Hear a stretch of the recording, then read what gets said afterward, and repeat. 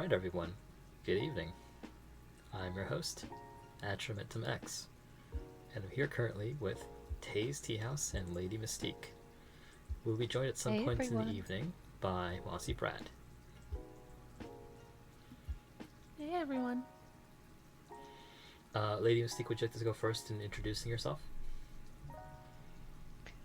Hi, I'm Lady Mystique. I'm a variety streamer here on Twitch, age 35. And yeah, I'm a VTuber. Come check me out. I don't know, what did they want to hear? Mm-hmm. Give us a little bit about your background with like relationships and such. Okay. Um, I have a degree in psychology and I have degrees in psychology and linguistics. I do not have a master's degree and am therefore not a practicing psychologist. However, my aim when I was studying was to be a sexologist, which deals with sex and relationships and dysfunctions thereof. I'm by no means an expert, Mm. um, but I feel that I can probably add some interesting insights to the discussion that I hope you'll find productive. Mm-hmm. That you do. You always do, and we really appreciate You it. always do. I love your brain. Thank you so much. Mm-hmm. Love you guys too. Mm-hmm. And how about you, Tay? And I'm Tay. I'm 33. Currently not able to stream, but I do upload onto YouTube. I do mostly ASMR scripts. Um, as for my experiences relevant to this, I am a divorcee. I escaped an abusive relationship that took 10 years. And I want to jokingly say that I'm the cautionary tale, but it's more I want to help people realize what not to do. Because y'all deserve better. Hmm. Absolutely. And it takes a lot of courage to share your story with us, and I really do appreciate it when you talk very openly about these sort of things. Not exactly. Yes. And I, your host, Atramentum X, I am 33. I am single, never married, and don't really have much of a background in any of this. But I'm here to listen and facilitate, and I appreciate everyone's input. Some house rules for tonight. You can see there's some rules to the left of chat. Uh, it goes without saying, just be respectful. You are more than encouraged to share experiences with us. Yeah, use trigger warnings as necessary.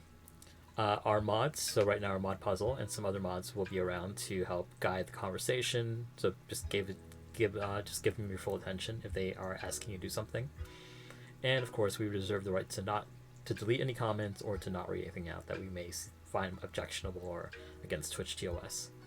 If at any point you'd like to share your story with us, you are more than welcome to say so in chat, and I will arrange for you to DM it to me so we can appear here on stream. All right. With Yeah. that being said, Also, mm-hmm. you guys gave your relationship status. I forgot to do that. I am married, polyamorous, and I have one long-term romantic partner. So Mm-hmm. yeah. Of course, of I course. mean, honestly, I just put my divorcee status because that kind of is my experience with this. But I am glad you're in a long term poly. I'm currently in one as well with two partners. Hmm. I think it's interesting. Like we've got single, never married, married, and divorcee. So it's like uh a lot of different sides of the coin. Mm-hmm, Mm-hmm. mm-hmm. Which is not to say like I've never been in a relationship. Of course, I've been in plenty of relationships, many toxic. Oh, of course, hon. Yeah, yeah. I mean, some of the most toxic relationships I've seen have been strictly dating. Mm-hmm. God. Hmm. That's very true.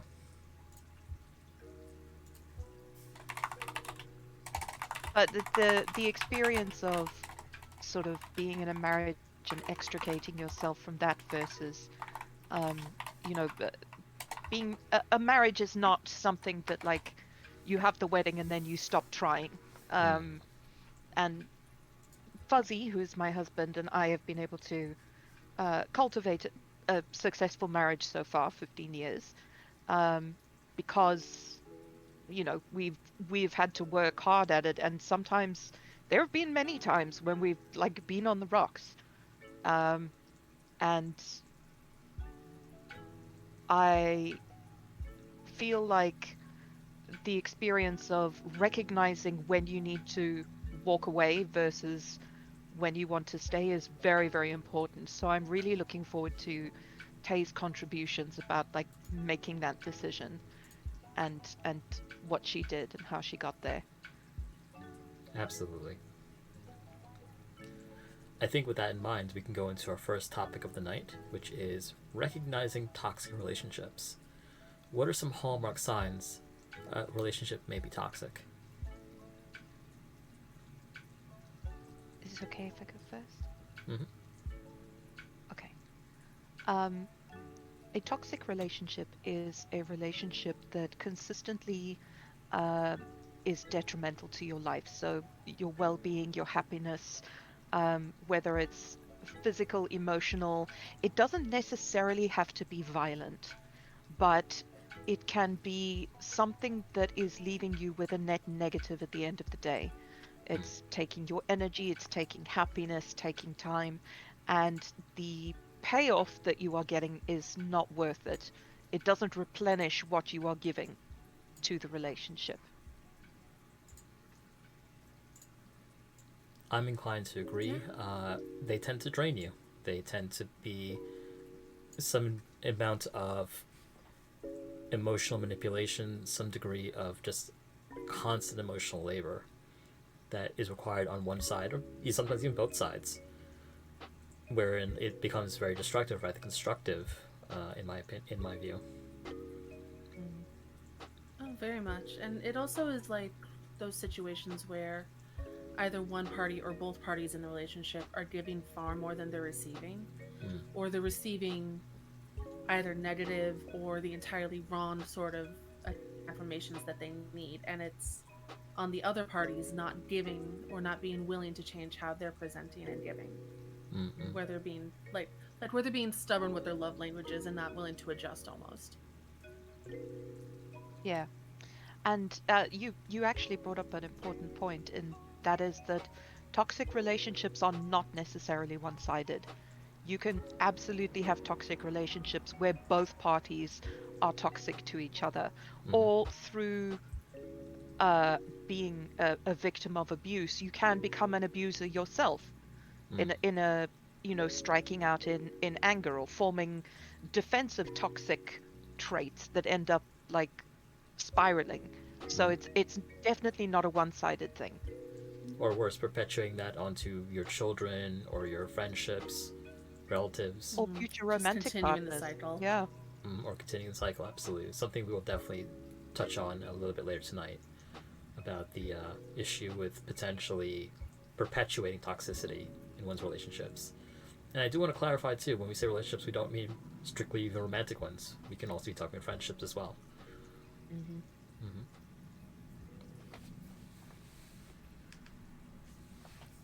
So let's talk about the fact that uh, let's talk about how this looks on the internet, because as we know, we are VTubers, and we have had some of us have had relationships on the internet. I have for sure, Mm-hmm. Hmm. and I do want to talk about the ways in which it's perhaps unique to the internet, and ways in which is not unique to the internet. Well, I Um. think. Oh, by Oh, all means, sorry. go first, Misty. No, you go first, please. I would say first of all, it definitely the internet almost makes it easier to have any sort of relationship, especially toxicity, in one, just with how readily available everyone always is on the internet. Mm. Um, Even with my first boyfriend, which unfortunately didn't go all that well, it ended up just boiling over into a not great situation because he constantly demanded that I was ever present, even though I had IRL obligations, I had things to do. But it was, no, you need to be on Skype. I need to talk to you. Why aren't you on Discord? Why aren't you on MSN or all these other platforms that Ugh. people can regularly talk on? It's no, I need you here at all times. Mm.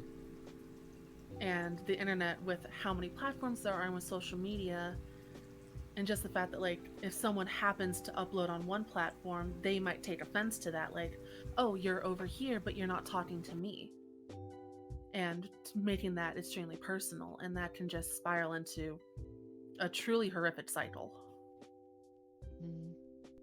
There is a reason why so many of us just spend all their time on Discord, like either on D&D or Invisible. Mm-hmm. Yeah. And a thing that you touched on, Tay, is that on the internet, it's the global village, right? So it's not just about being easy to connect to people. It is very easy to be in those people's space. Mm-hmm. So in a relationship that's strictly out here in meat space, if you go away from that person or drive to the next town or whatever it is, if you physically move away from them, then you are away from them, and they would have to take positive action in order to be in your space. They would have to go and be in your space.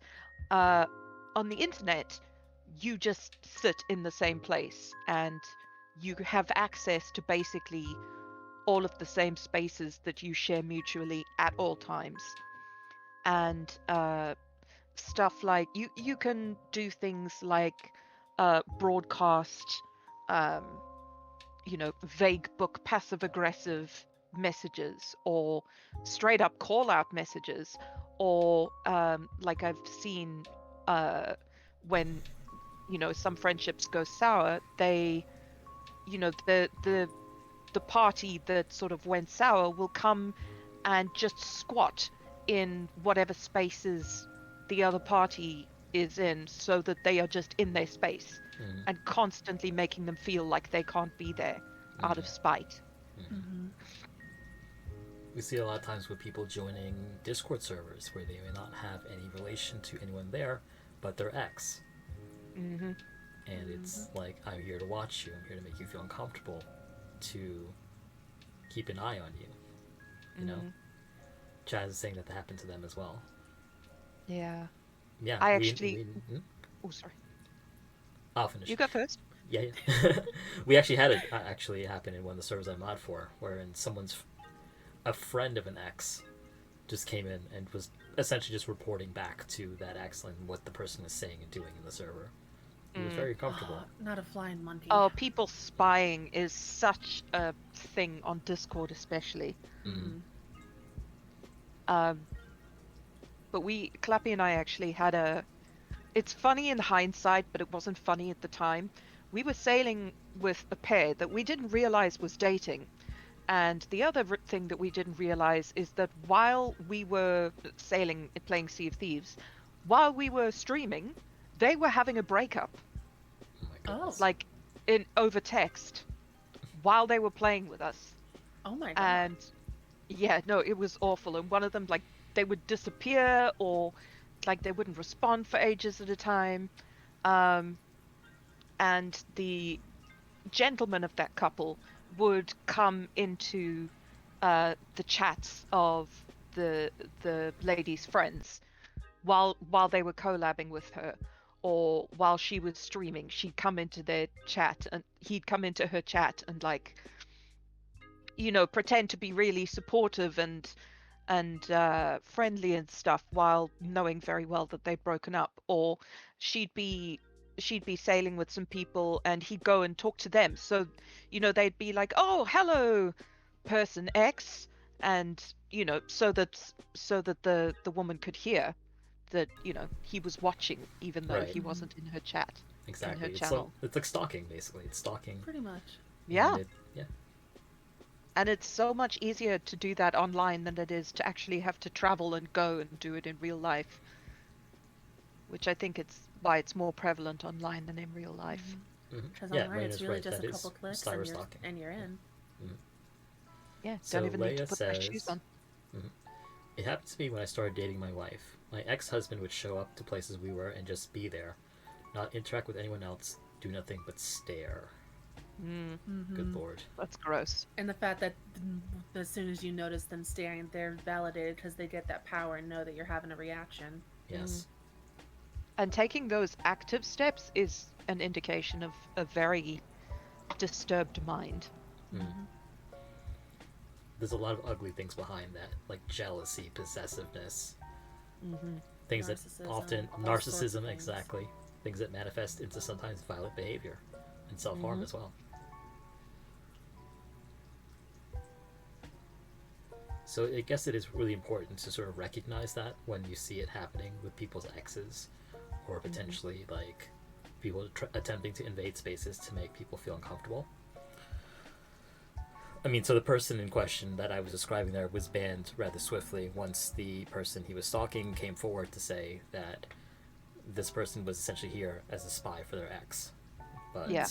you know, we would have no way of knowing because this person was just talking normally, posting art, chatting.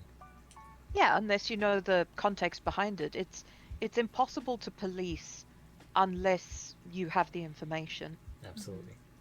They would only very casually drop little references that they were watching this person or vaguely say something. In hindsight, it was obvious, but we didn't know at the time what they were up to. Of course. Yeah, and of course it was probably just vague enough so that the person involved knew exactly what was going on, but to anybody on the outside, it was probably like being seen almost as support, even. As supporting Yeah. even. Yeah. And people do that on Twitter all the time, make like these passive aggressive posts that are like meant to be seen by just one person but still have plausible deniability. Like, oh, some people just don't know when to stop, and I'm gonna start dropping names if they don't, you know, do what I say. God, those posts are so aggravating and childish to me, honestly.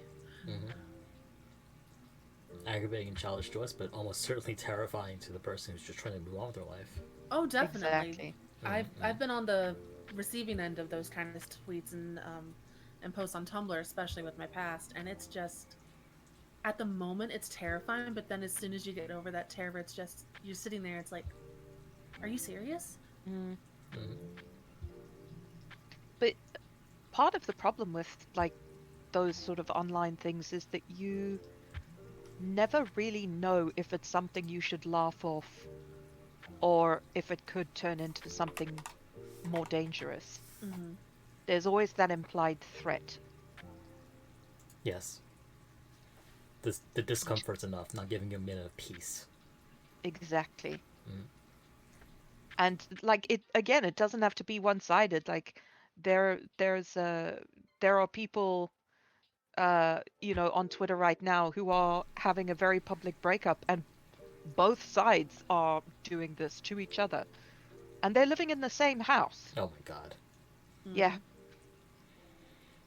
Literally living in the same house, and they're vague book tweeting and like doing these fucking call out tweets to each other on Twitter. And some almost make a game out of it, even seeing who can rile the other up the most.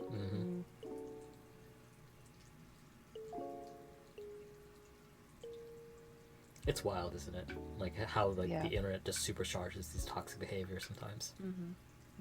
Because at brain, I'm still in work mode.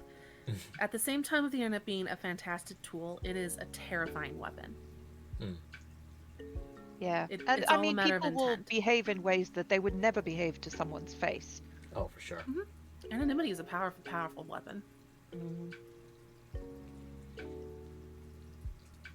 It's a powerful enabler. Out, I think we talked quite a bit about like sort of stalking and aggressive behavior, but I do kind of want to touch on the other side of this sometimes, which is like emotional manipulation.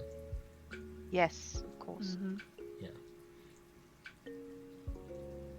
Things such as, I'm so sad, I am going to hurt myself, I'm going to, if you don't pay attention to me, or why aren't you answering my messages? Yeah.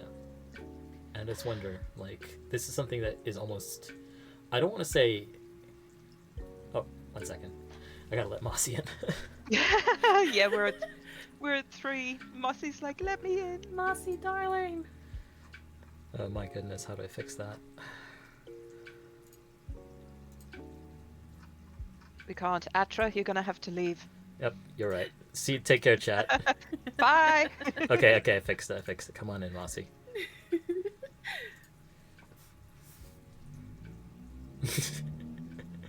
She literally posted the gif of let me in. So, Her Andre meme, exactly that one, yeah. I've actually got a story about an ex that I was engaged to before I met Fuzzy.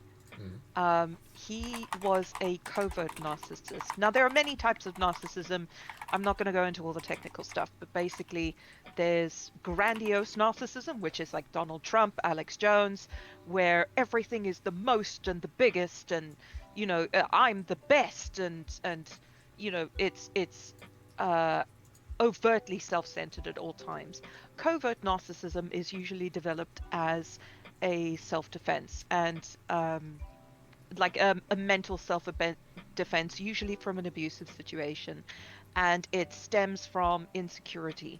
So you develop like the sociopathic tendencies of not seeing other people as people, but rather as extensions of yourself or as things that relate to yourself. You don't see them as full people and complete beings separately. Um, and because my boyfriend had suffered from horrendous abuse, um, he would um, he would make me cry, sometimes 2 or 3 times a day, through guilt Mm. or like becoming really sad and then going, haha, only joking, or making me worried that he was going to like top himself, Mm. or basically doing whatever he could to take up space and force me into a reaction for his entertainment, because Mm. that was a power trip for him. He was indeed. um and even though he developed those tendencies as a result of horrendous abuse, it doesn't change the fact that you are doing it to them. Mm. Mhm. Like, if you are doing this abuse to someone, it doesn't matter why you're doing it. The fact is that you're doing it. Mm. And the reason that I recognized the relationship as toxic eventually when I moved away to go to university is that he would apologize and it would be like absolutely tender, and I would believe that he would change this time, and he never did. And it would be like, oh, I can't help it. Oh, I'm trying, when he clearly wasn't. Mm. Um, and I've forgotten where I'm going with this, but that's a toxic behavior. Absolutely. I think I do want Not to a actually problem. go in more on that, but before we do, Mossy, would you like to introduce yourself? You can tell us a little bit about yourself and your background.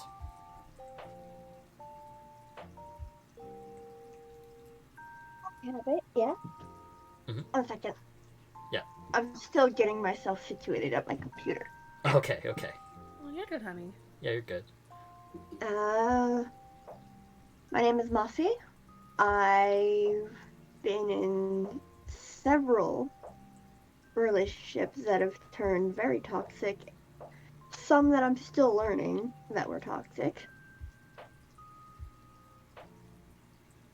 And we And appreciate you. Yes. please, Yes. I, okay. So I think we could dive into what we wanted to talk about a bit with the unintentional. So Tay said something interesting the other day, which is, can we touch on the fact that even if a toxic person slash abuser is doing it unintentionally without realizing, it doesn't invalidate the fact that their behavior is negative? I feel like a lot of people deal with toxicity from people who mean well or didn't know better. Mhm. That's absolutely correct. Yeah, and that point of view actually came a lot from building off of the guilt tripping and manipulation that we were talking about as well. With my ex-husband, he had severe depression, worse than most people I know, but he was the sort who refused to go seek any professional treatment for it. It was just a stigma for him. So he would kind of grin and bear it until it became too much. Mm. And he would have these horrible outbursts constantly, whether it was a depressive episode where he would talk in graphic detail about things that he wanted to do to himself, things that he wanted to do to other Self-harm, people, violence, fantasies, yeah. hmm or his anger outbursts that would come out. It actually got to the point where I legitimately had to ban him playing lead in the house. it got because it started Wow. so many outbursts. But at the end of the day, it didn't ever seem like he truly meant or intended to have these outbursts or to trigger the reactions within me that he did, because at that time I was in my early 20s and I was much younger, a lot less sure of myself, and a lot more easily frightened. Mhm. And it was more that I was afraid for his well-being than for my own at that time as well. Mm. But just the fact that he never really meant to do those things doesn't invalidate the fact that he scared legitimately the life out of me Mm. all the years we were together. It doesn't undo the holes he put in our walls. It doesn't undo all the shit he broke. It just I, I can't It's think of the terrifying. word of the phrase. It's terrifying. And even if a person has mental disorders or whatever reasoning behind what their behaviors are, it's an explanation. It's not an excuse. Mm. Exactly. And um, there are understanding someone has like been through abuse is good and it gives you a good foundation, but there are opportunities to seek help and to change and develop strategies um to heal. And if you are not interested in seeking that help and making that change, you are putting other people into the position of being responsible for dealing with the fallout of your issues, Mm-hmm. which is unfair. So, yeah, absolutely, it doesn't invalidate anything that he did.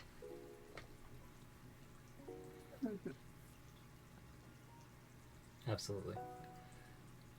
Plushy Bun says guilt tripping and manipulation is awful. A friend of mine has been blind to his girlfriend's victimization and manipulation that she was clearly doing towards him. Not sure if they're together again or not, but she has a soft heart that she takes advantage of, whether she realizes it or not. Mhm. Mm-hmm. Yes. My brother dated someone like that. And, like, she would look for excuses to be sad, to Mm. justify feelings that were completely unrelated. But because she didn't have the emotional literacy to deal with them, she would have to manufacture something that would make her sad so that she could feel those feelings and get them out.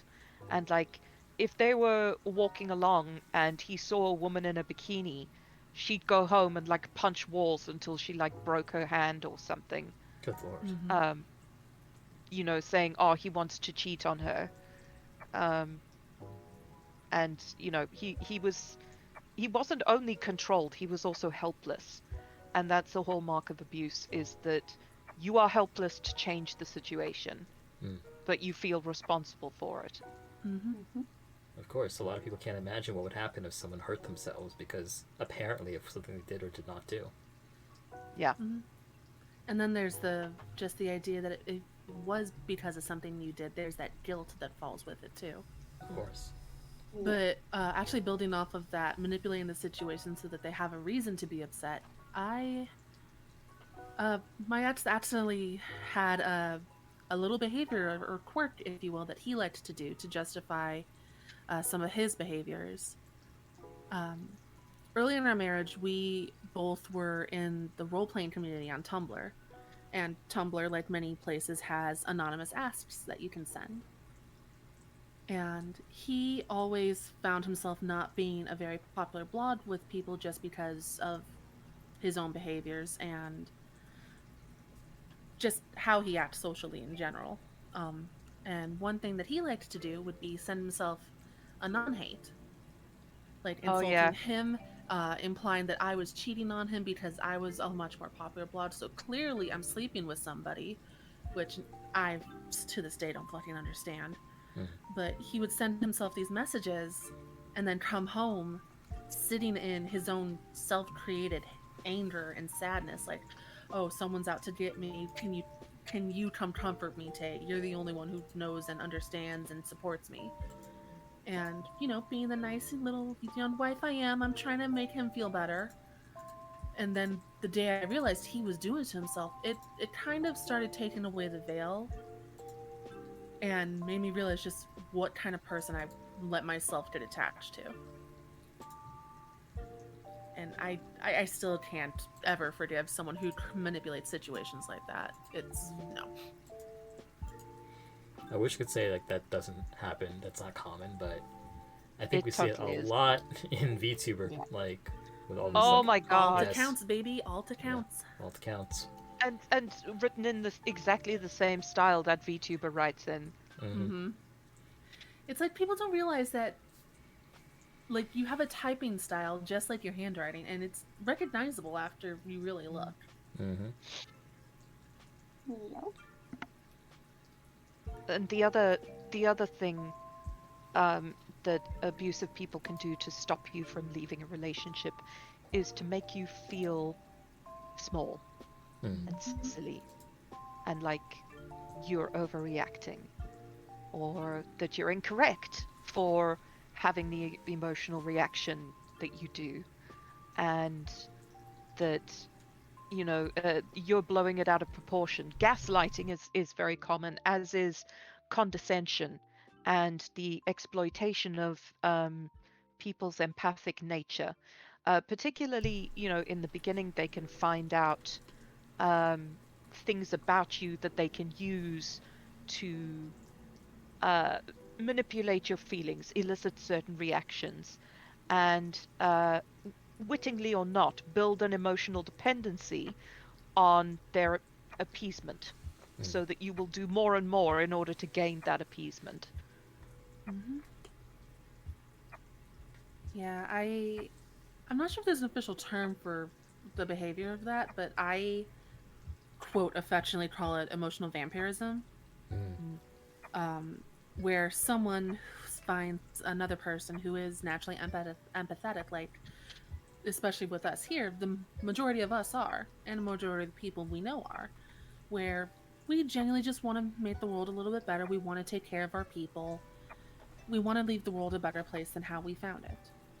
But then there are other people who they're unable to create that situation around themselves, so they see us almost as like emotional food, Mm. where we are suddenly their source of their joy, of their peace, their contentment, Their and attention. they're gonna, Yeah. mhm, and where they're just gonna milk us and milk us until there's nothing left. Mm.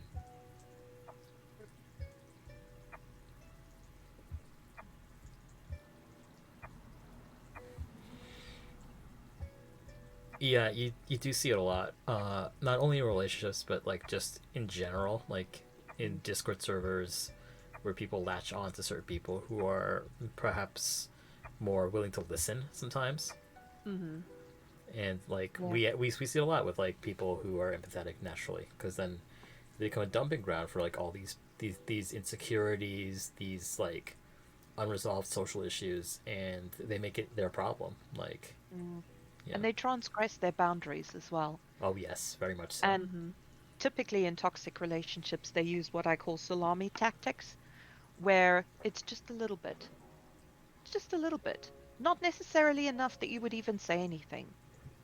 And then because you accepted that, it'll be just a little bit more at some other point, Mm-hmm. and then a little bit more. And before you know it, you've gone like way, way past the boundary where if they had started with where you end up, you would have shut the door immediately. Mm-hmm. Mm-hmm. Yeah, that's slow and steady build to see how far they can get away.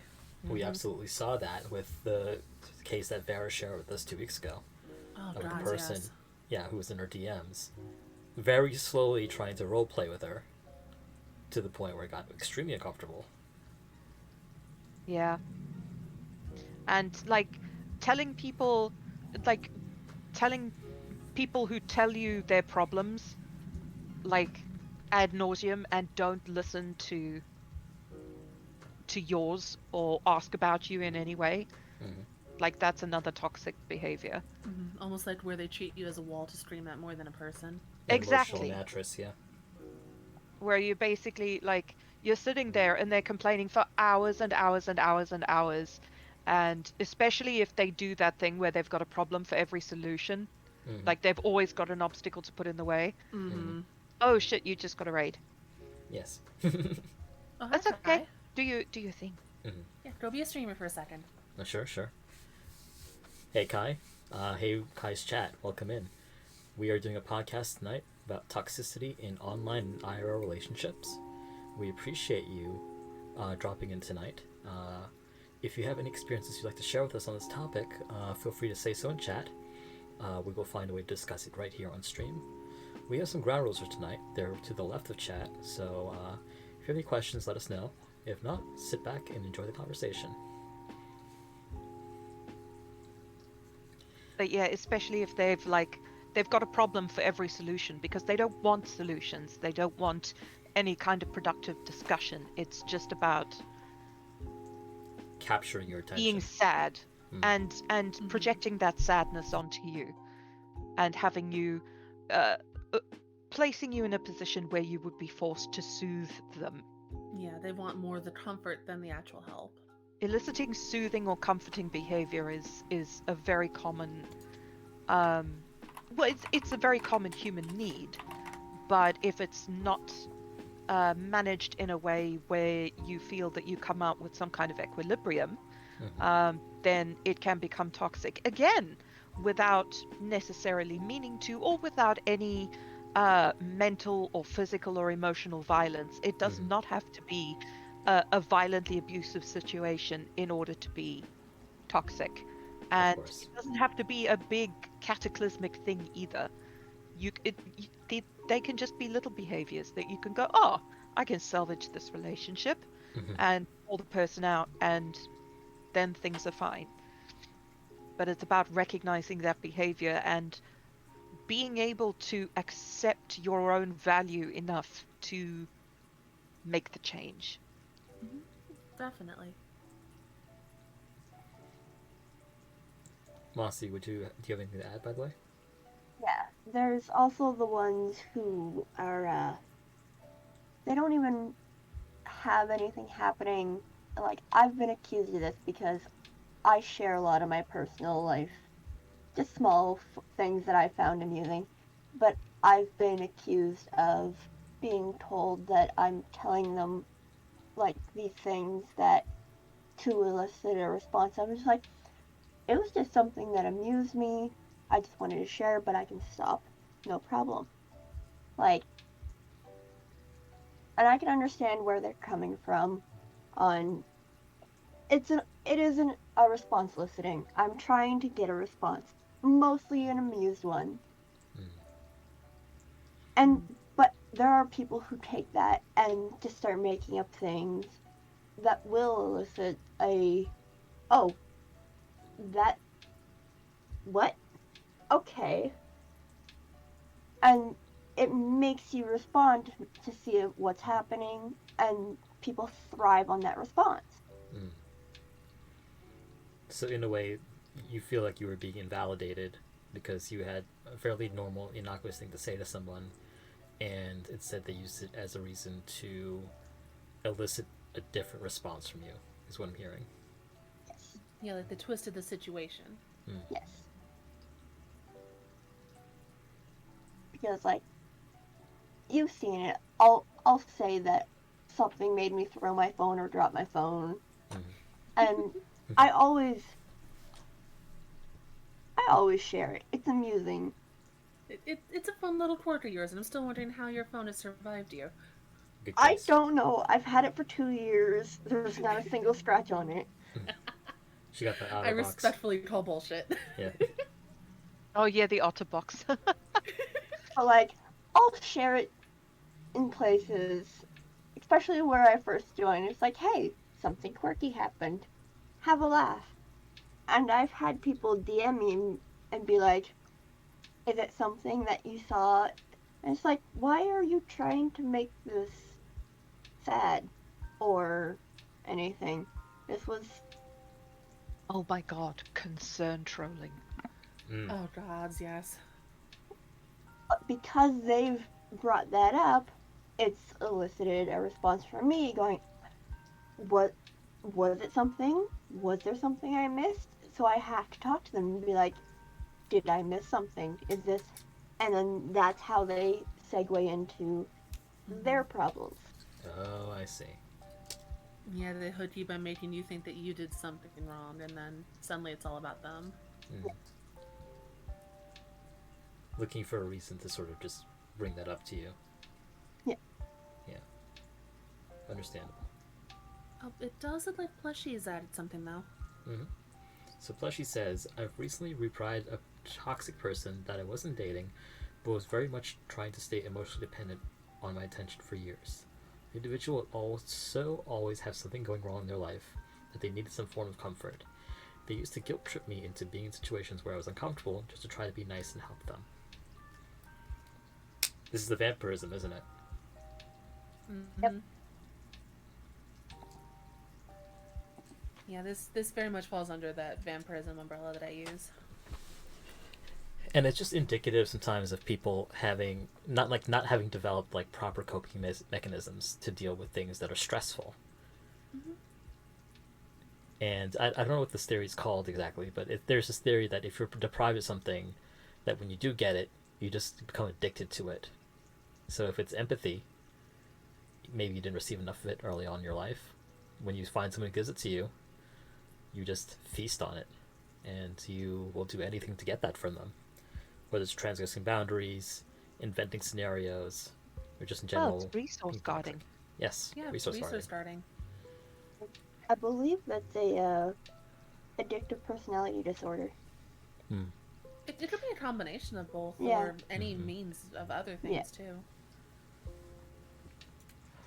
You know, it's interesting. I've never heard. I mean, I've heard resource guarding for dogs. Like I've heard that as shelter a lot. I've not heard that Mm-hmm. used for humans before. But Uh, it's true. It yeah, is true. it's like growing up in an area where food is scarce. Mm. When you're in an area where food is abundant, you find yourself latching on, and a lot of people start hoarding food and overstuffing their pantries because there's that possibility they'll have a day where they don't have anything to eat again. Mm. It's also related to insecurity and anxiety, where I don't know when I'm going to have this abundance again. So I need to future proof so Mm. that I have like a buffer Mm-hmm. against the the pain and discomfort of what I experienced previously. It's almost like creating your own little hoard to protect yourself. Hmm.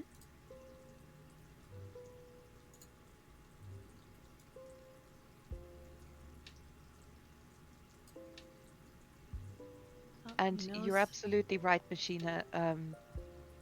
Is it Machina or Machina? But Machina. Machina. Mm. But yeah, any kind of relationship, like a breakup can be had in any kind of relationship, be it business, friendship, familial, intimate, Mhm. whatever. And sometimes it's necessary. Okay, we have some testimony here from our friend Ratty in chat. It's a bit small. Let me see if I can make it bigger. I forget how much I love Ratty's design. Yes, Ratty's design is amazing. Give me a shout out for Ratty in chat, please. Oh, and you know a story's gonna be good when it starts with okay, okay, okay. I'm not even going to try to do his voice, so I'm just going to read it normally. Okay. I am not a yes man in relationships, but I am pretty easily agreeable on something I really don't like. That being said, combating the negative side of this behavior, I have very strict boundaries. I make sure those boundaries are apparent in a relationship, and different boundaries come up the longer I know a person. So it's a certain word that, when said, makes me, in a word, very flustered. I'm not a super big fan of being embarrassed in front of people, so I told my partner at the time, hey man, you can call me this when we're alone, but nowhere else, especially in public. Now, this story wouldn't have been told if it adhered to my rule, wouldn't it? So we were in a group call with some of our friends, and they called me that in an obvious attempt to embarrass me. However, that completely backfired on them. I was pissed and I blew up about it. But not to completely disrupt the call, I said chat instead. What the fuck, man? It was one thing. Just one thing. And you couldn't do that? Are you serious? Do you expect me to lasso a moon for you? And I left the call. Now we had Discord server together, and hours later I noticed some notification on the server. Not ats, mind you, but the regular white dots. She had a little chat all to themselves that I couldn't see. Was I meant to see it? I don't know. I went to bet yes, but I can't confirm it.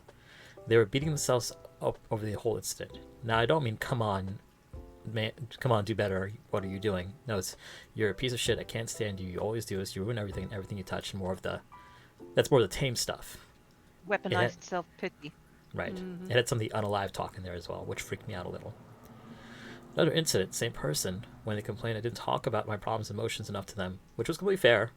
I honestly don't like to. So I told them when I was upset about stuff and yada yada.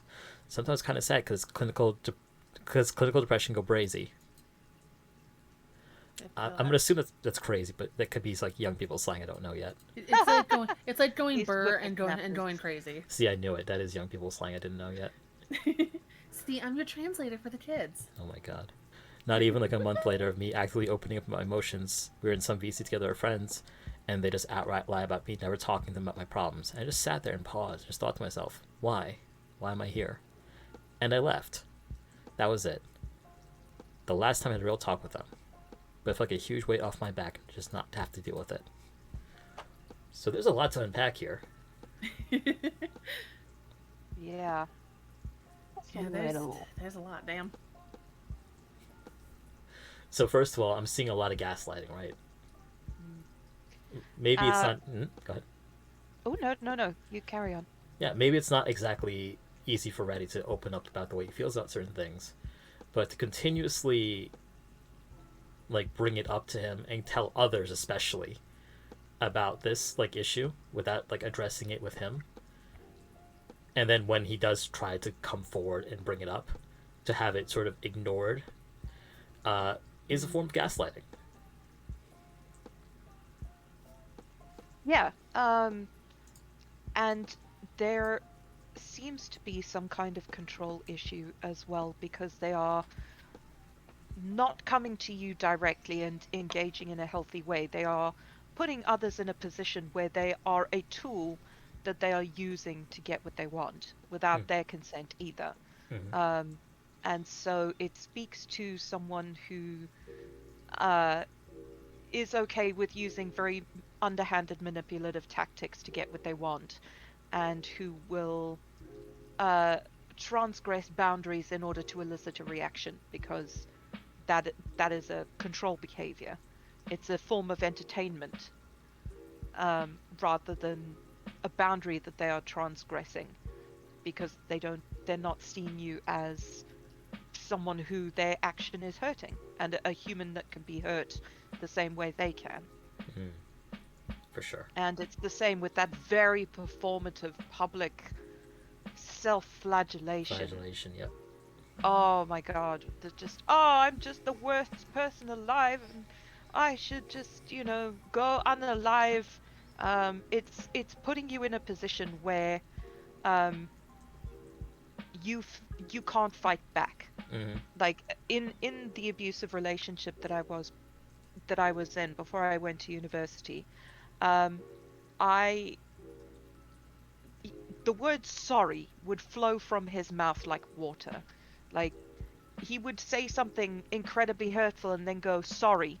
And I realized literally in my late 20s, this is a decade after this relationship ended, that sorry was not an apology. That sorry was him leveraging the social contract of it being an accepted thing where, like, if someone says sorry, you say it's okay. Mm-hmm. It was not a way of him for him to apologize. Sorry, excuse me. Mm-hmm. It was a way for him to stop the conversation and stop the kind of consequences of his actions from manifesting against him.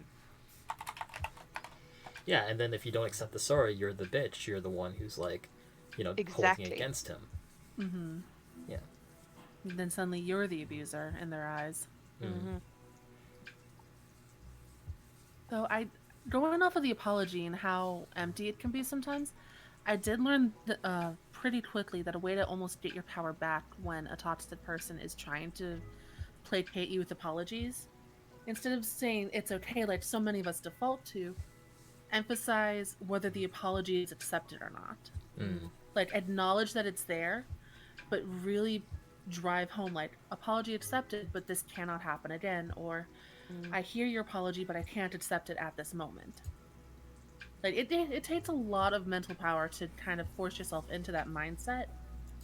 But God, it's so empowering when you realize that you have that tool. Mm-hmm. Yeah. And the problem is that I was 16, 17 and 18 when I was with this guy. So, I was still very much emotionally immature. He was tremendously stunted in pretty much every available way that you can imagine. So it was just a recipe for disaster from the get-go. Some other things I'm seeing in here too. Let's see. The taking things that are supposed to be intimate and broadcasting them to other people, such as Mm-hmm. something that makes them flustered. That transgression of boundary, I do actually see quite a bit, especially when you are meant to think that some things are private, but it disempowers you for your partner to go out into public and say, well, this is something that Mm. they like, or something that embarrasses them, or something they just really don't want you to know, for example. Yeah, or eliciting that reaction that you are not comfortable having publicly. Mm. Something which I do want my fellow YouTubers to know. Be careful. Mm-hmm. Mm-hmm. We're not naming names, but I'm just saying, like, I do see it sometimes.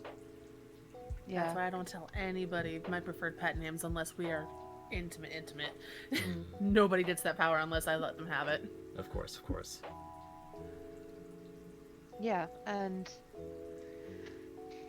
I think it's very easy in a VTubing or content creation space because it's performative and Mm. you have to as a content creator and as a performer you have to own your space in order to be effective. And if you feel that you are not owning your space or not getting the reactions that you want, it can be like a way to demonstrate your power Mm-hmm. or your dominance over this Mm-hmm. person. Yes. And you I think that people need to be very aware of how they are treating others as well as how others are treating them. Absolutely. I've seen it too many times where it's the streamer, and I'm not calling anyone out again, but the streamer may say something that I'm sure the person in chat, or the person they're collabing with even, intended to be, like, private. Mm-hmm. But they want the person to fluster, be embarrassed, to show they have, like, this big dommy energy, for example. Yeah, like if It's, I yeah. if I was Mm-hmm. dating Tay or something and going like, "Oh Tay, do you want me to do that thing that I do that makes you go this kind of way on stream?" Mm-hmm. And that would fluster her. That would be an incredible transgression against her boundaries and honestly the boundaries of chat as well because they Yeah, I did was not about to fetch say it. my main concern would be TOS. Oh, yeah. TOS and chat, too. Chat definitely doesn't need to hear all that. Mm-hmm. Yeah. Yeah, but it's an invasion and it's putting other people in the position where they are invading that person's privacy or intimacy without without their consent either. Mm-hmm. Mm-hmm. Yeah, because there's almost a level of like exhibitionism used with Mm-hmm. doing things like that. Mm-hmm. Exhibitionism, definitely. And It's while like you may maybe have the no shame, but Mhm, other people do. exactly.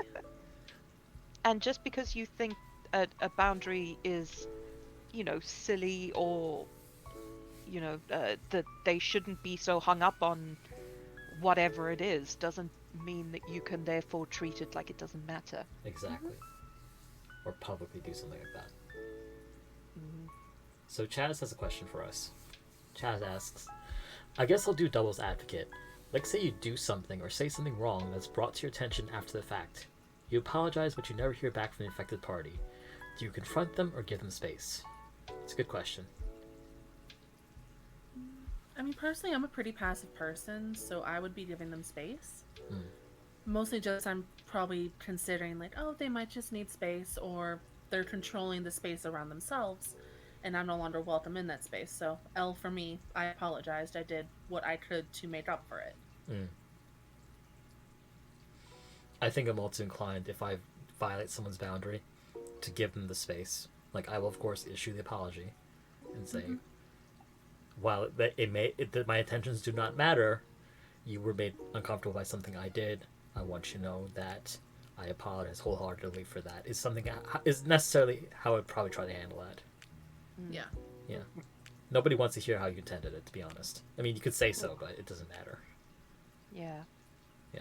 My way of apology is usually what I call like an apology sandwich. So I will apologize, if necessary, explain why or what I meant, Mm-hmm. feedback that I understand what I did wrong, and then apologize again. So it's Yes. like 2 pieces of bread with some lettuce and bacon or Showing something. that you understand why you're apologizing Yeah. and Yeah. So demonstrating that you know that you can try to attempt not to do it again, essentially. exactly, like here is the situation.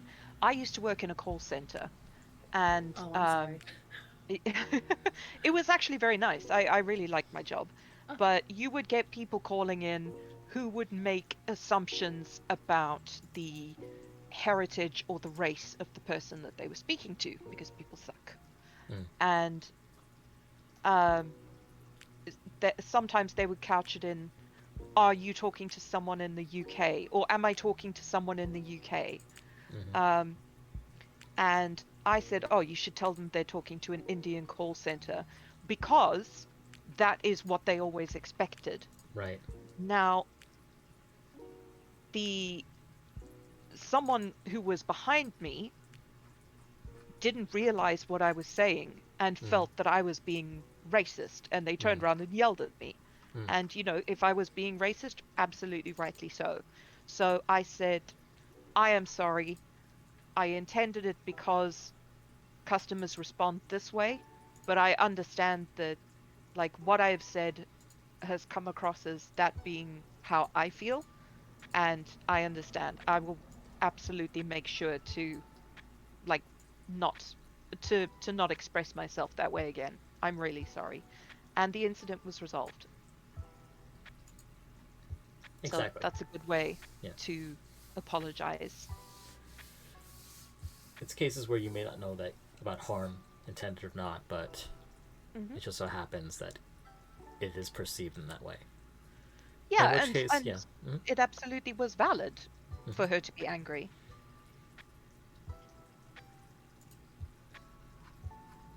So we have one from our mod here, Puzzle Piece. Say hi, Puzzle Piece. Shout yourself out. If not, I'll shout you out later. Hey, Puzzle. Yeah. And it's about toxic friendships. I will attempt to read it. It's quite long, though. So here we go. This story is tells to remind people you do not have to stick by people who treat you like this, no matter how many years of friendship you have with them. For context, I no longer talk to these friends. I have known them since middle school, but I ended the friendship back in 2018 or so. They weren't like this. The whole friendship began to change when they changed, but people changed and they changed. It started off because they were picky about who they were with in front of the family. They have excluded a gay friend because of their family. It's understandable if they did to protect my friend, but no. They chose to never mention this party that they were having with this friend, and got upset with me telling the gay friend about it. I didn't know that they didn't want them to come, and didn't know the reason at the time. I confronted this issue, and they told me their family wouldn't approve of them. Then have a party with your family, then. A party with just friends, but they didn't do that. Then months later, then I made new friends, and some were going bowling because it was a fun thing to do. Sadly, these friends were out of town in Disneyland with their family, and we shared photos of the bowling party. They're upset because they weren't invited. Like, bitch, you're at Disneyland. What are you supposed to do? Nothing and be bored? It didn't stop me and this new friend just went to go buy some school supplies for the coming semester, and they got upset that we didn't go without them. They were in class at the time, and it was just a quick run to help my new friend who was new to campus and didn't want to get lost. It got to the point about these friends to bully our shared childhood best friend over a guy. That's how controlling and manipulative they were about our lives. They failed at convincing the friend group about this, and we all ended friendship with them. They tried to get back in our good graces, but I will not stand people excluding people for any reason and controlling our lives. I have not heard from them since this, but I remember this toxic relationship includes friendships. Yes. Mm-hmm. Mm-hmm. So, codependency. This needs to gatekeep relationships and friend groups. How do we feel about that? It just feels childish to me. The lack of emotional awareness and maturity that happens with that kind of stuff. I think it comes from me being a bit older, so I get it, but I just don't have time for gatekeepers like that. Yeah. Again, it's something that is born from insecurity, and it can escalate into toxic behavior like stalking, um, violent abuse, be it emotional or whatever, in order to control their victim. But it stems from someone playing games of control and trying to monopolize their source of validation. And it's a very, very unhealthy behavior. And the only way to deal with it, really, in my experience, again, this is not like any kind of professional opinion, is to either end that relationship or to put serious limits on that relationship. And if the other party can't accept limits, it will need to be ended in order for the sort of both parties to move forward in a way that is healthy and constructive. Puzzle says, "Oh, I know. These friends didn't have any control in their home lives, so they did it to their friends." I feel that. I feel like there's a tendency in toxic relationships where someone may have a hard time at work, or someone may be having difficulties in their lives, especially if they feel emasculated, that they come home and bring that energy to their partner. I've seen that manifest myself, with relatives and such and stuff like that. Wherein, essentially, it's making other people responsible for your issues because you cannot take ownership of them for whatever reason. right. It's like we said earlier, they failed to develop the appropriate coping mechanisms to deal with their issues. So they make it your problem. And the literacy as well.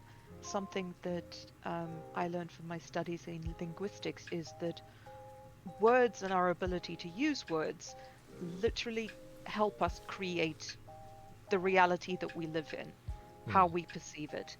And people, for example, who are born profoundly deaf and who don't learn, who they aren't necessarily able to learn complex words or concepts, are literally stunted if they are not given the appropriate help to understand them, because they don't have the words to describe what they're thinking, even though they may sort of have a nebulous grasp of the concept.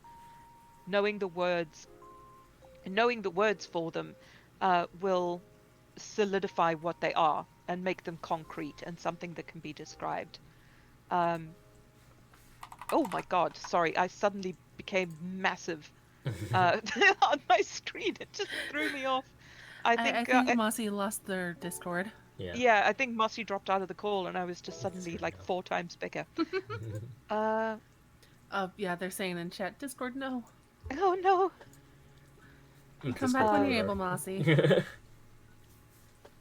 was I saying? I've just completely lost my train of thought. Literacy. Yes.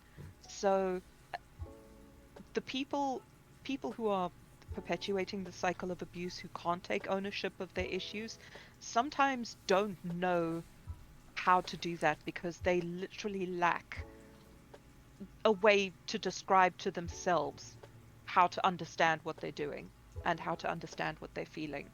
And this is why I think emotional literacy should be something that's taught in schools. Like, say no to drugs is great, but you only need at maximum 3-4 months to do that. Like, teach kids about emotional literacy and what feelings are and why you have them and how to deal with them effectively, because the result is that. Exactly. So many people don't know how to cope. They end up abusing drugs, alcohol, or doing other destructive things themselves instead of finding ways to emotionally deal with their issues. Welcome back, Lassie. Bullied.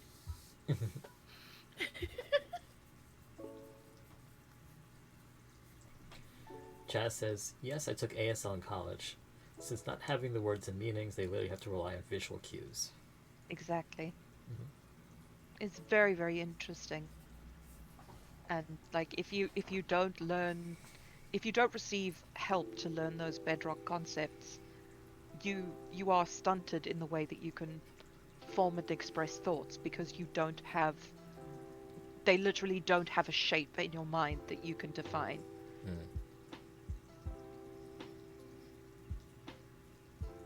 Oh, yes, I did know that. A lot of signs, especially ones describing race and gender, can be offensive to those who don't know ASL. Mm-hmm. Mm-hmm. Yep.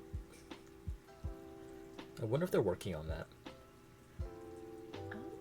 I don't We know. learned South African Sign Language in university, and our teacher, who eventually became the vice chancellor, taught us swear words. She like spent an entire day just teaching us how to swear in sign language, and she tested us on them too. Oh my goodness. Brilliant.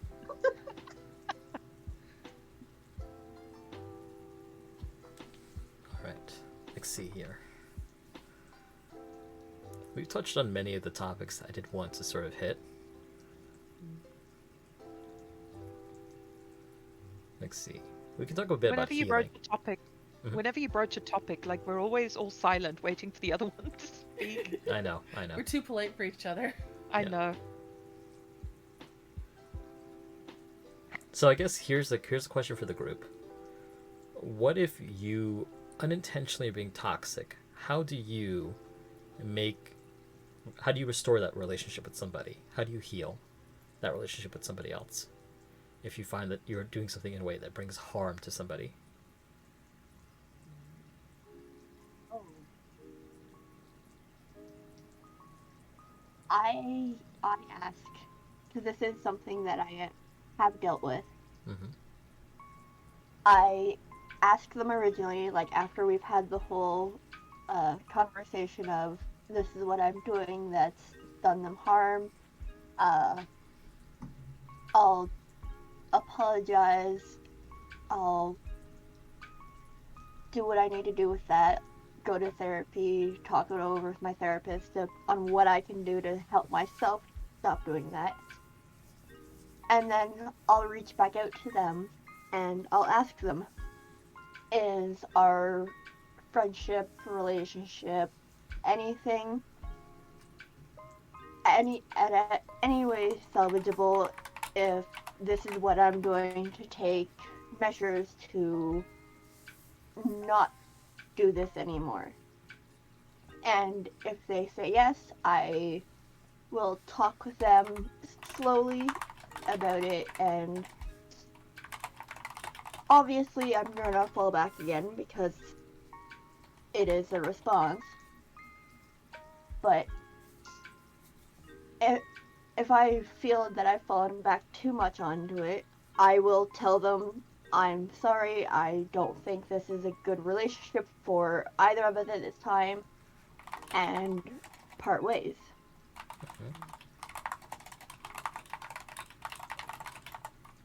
Yeah, no, that kind of sums up how I'd approach it too. It's approach with a sincere apology. Give them the time because I'm the one who transgressed, so they need to heal on their own terms. And if they're willing to give me their trust again, treat it like the treasure it is. Yep, absolutely. In situations like this, like I know that people make fun of therapy language, like in movies and stuff, but Mm.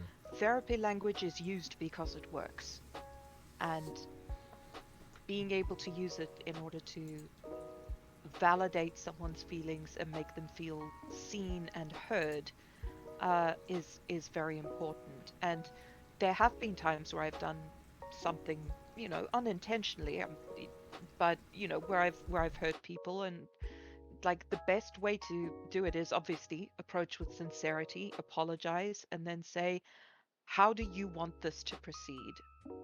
Do you want to just cut this off? If you want to keep going, what do you need in order for us to be okay? Are we okay? If not, do you want to cut ties? what can I do to make it okay? And, maybe it's something that I think is unreasonable and I will cut ties because, like Marcy said, it's not a healthy relationship for us to have. If it's about restitution that's rather than restoration. Like I want you to do something that's going to, punish you, as opposed to, I want you to do something that's going to demonstrate sincerity, such as changing behavior, making an apology. If you've done something that is able to be undone, going and undoing that action or that thing, regardless of your own ego. Um, and sometimes you can't reach an agreement, and it's okay to terminate those relationships. You say, I'm sorry, I'm going to be better in the future, but, you know, clearly I have damaged this relationship or this trust, Hmm. and we're not in a place where we can relate to each other right now. Hmm. Um, Something that a lot of people, particularly empathetic people, have to deal with in those situations is guilt. And you can alleviate guilt again by uh, apologizing, by seeking counseling and therapy, and taking care of yourself and going out into the future, being resolving to go forward in a more healthy way. I'm sorry, it's 10 to 3 in the morning. My thoughts are not, No, my you're brain fine. won't brain. Um, but it's gonna suck. The point is that if you've done something wrong and you approach it with sincerity, that means that you feel bad that you did something wrong, and it's gonna suck, and you need to accept that it's gonna suck and treat it as a form of grief, almost, that you have to heal from, and take it day by day and do what you need to do to be okay while you process, what has happened, what you've done, until you are okay. Because nobody is perfect. Everybody has done shit that has been like, oh my god, I cannot believe I did that in hindsight. And, you know, you feel terrible about it for like eternity. Um, the best and most constructive way is to just deal with that for yourself and find ways to move forward. Janice says, Mossy, that's what I'm dealing with right now. I'm in therapy due to constant guilt and processing I feel when I hurt someone. Because unfortunately, my mechanism that I'm working on is doing is bottling it up or running away and removing myself from the situation.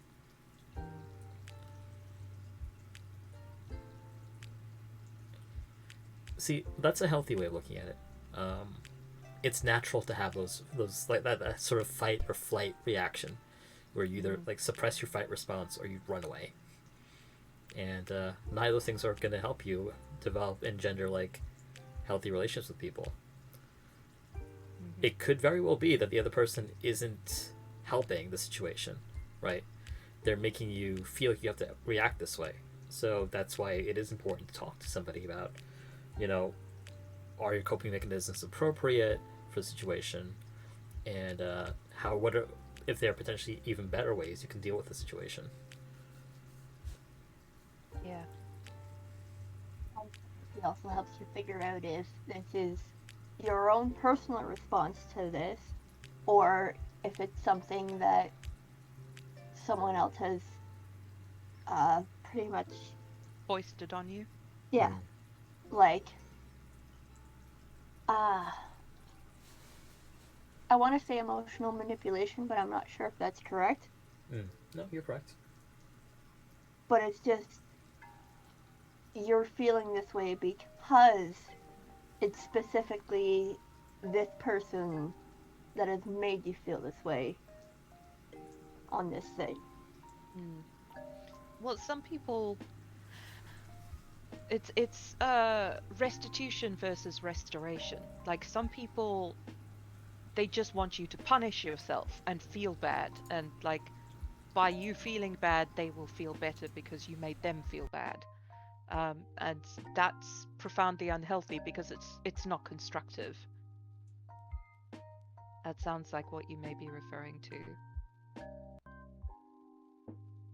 maybe almost 3 o'clock for you, but you still have more brain cells than me.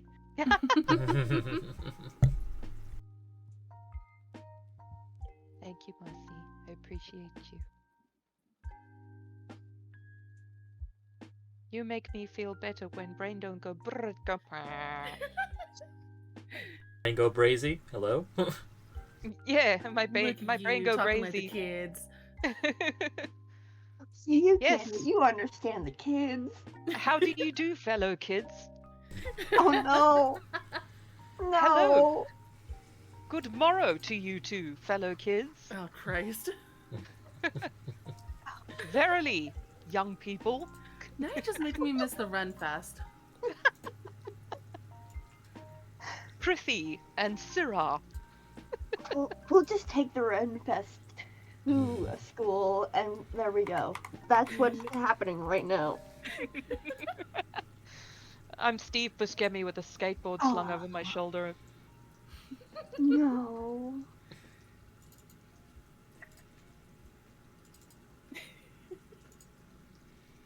The image in my mind. I want to drop it. I'll never do it justice enough. I will be photoshopping it onto her model later. Thank Is it you. the same image I have of putting Steve Buscemi's face on Mystique's model? Yes, do it. Yeah. Do it. I want it. Give me a skateboard as well. I Oh, no. insist. Oh, I'm gonna draw that now. I hope you know this. Please do it. Post it online. I love it. Tag her in it. Yes. I will share it with all my friends and download it for Oh eternity. my god, the beautiful curse.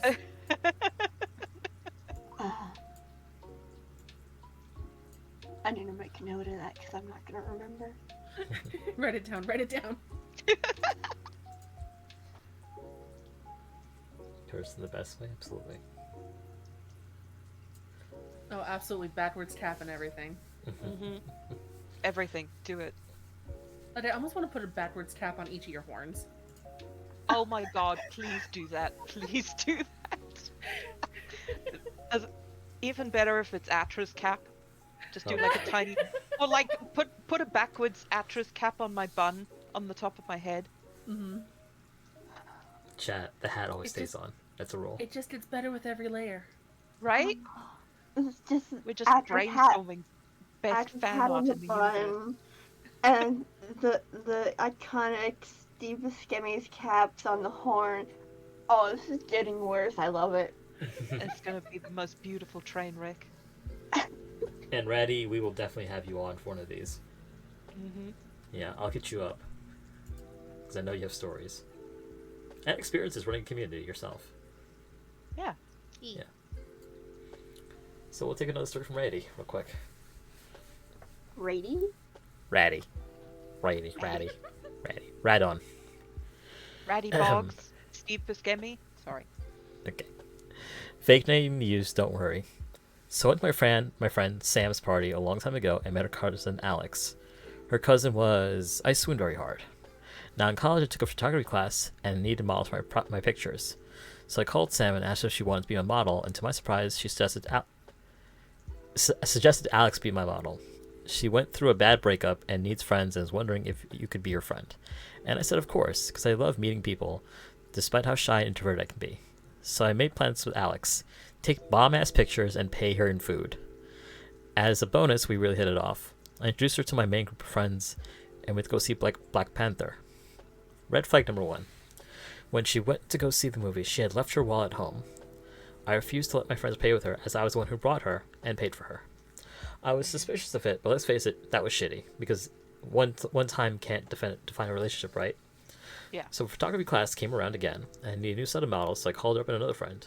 So I nabbed Alex and another friend, took the pics, paid in food, which is A-okay. Then went to the grocery store because I need some snacks. Red flag 2 and 3. She said to us, unprompted, wouldn't it be funny if I was just using you for your money to get free food? Yeah, that word confusion, and that disgust you felt when you read that? Me too, man. Me too. Lastly, when I dropped Alex off at her home, she left her food and garbage in my car. I don't know why, but that was the last straw. I called up Sam and was like, hey, this is what's happening. I'm confronting her about it. And I sent Alex a message that went like, listen, you're cool and all, But you joking about using me for money. That has consequences. You have to pay me back for anything and everything I gave you. That was not food and the photo shoots. She replied with, "It's not even that big of a deal. I was gonna pay you back anyway. God, you're just doing this to scare me. You're just doing this because you hate me. You're being ridiculous and dramatic." I Michael Jackson moonwalked away from the bullet. To this day, I have not seen Emmett Money, and she hangs out with that group of friends and just mooches off them now. All I'm trying to say, chat and friends, could not be me. Oof. Oof. God damn. Yeah. That's the many a true word is spoken in jest thing. Like, goddamn. Sometimes people just tell you who they are. Mm-hmm. You just gotta listen. Mm-hmm. When a person reveals their true selves, Yeah. you pay attention. The joke It's like vividly replays in my head all the testing time. the waters. Mm-hmm. Because it's testing the waters for, like, if they can push it further. And how open they can be. Mm-hmm. Because if Maris. it's like Mm-hmm. Schrodinger's asshole that decides like Oh whether my or not God. they were joking based on your reaction. That is so graphic. Mm-hmm. But it's accurate.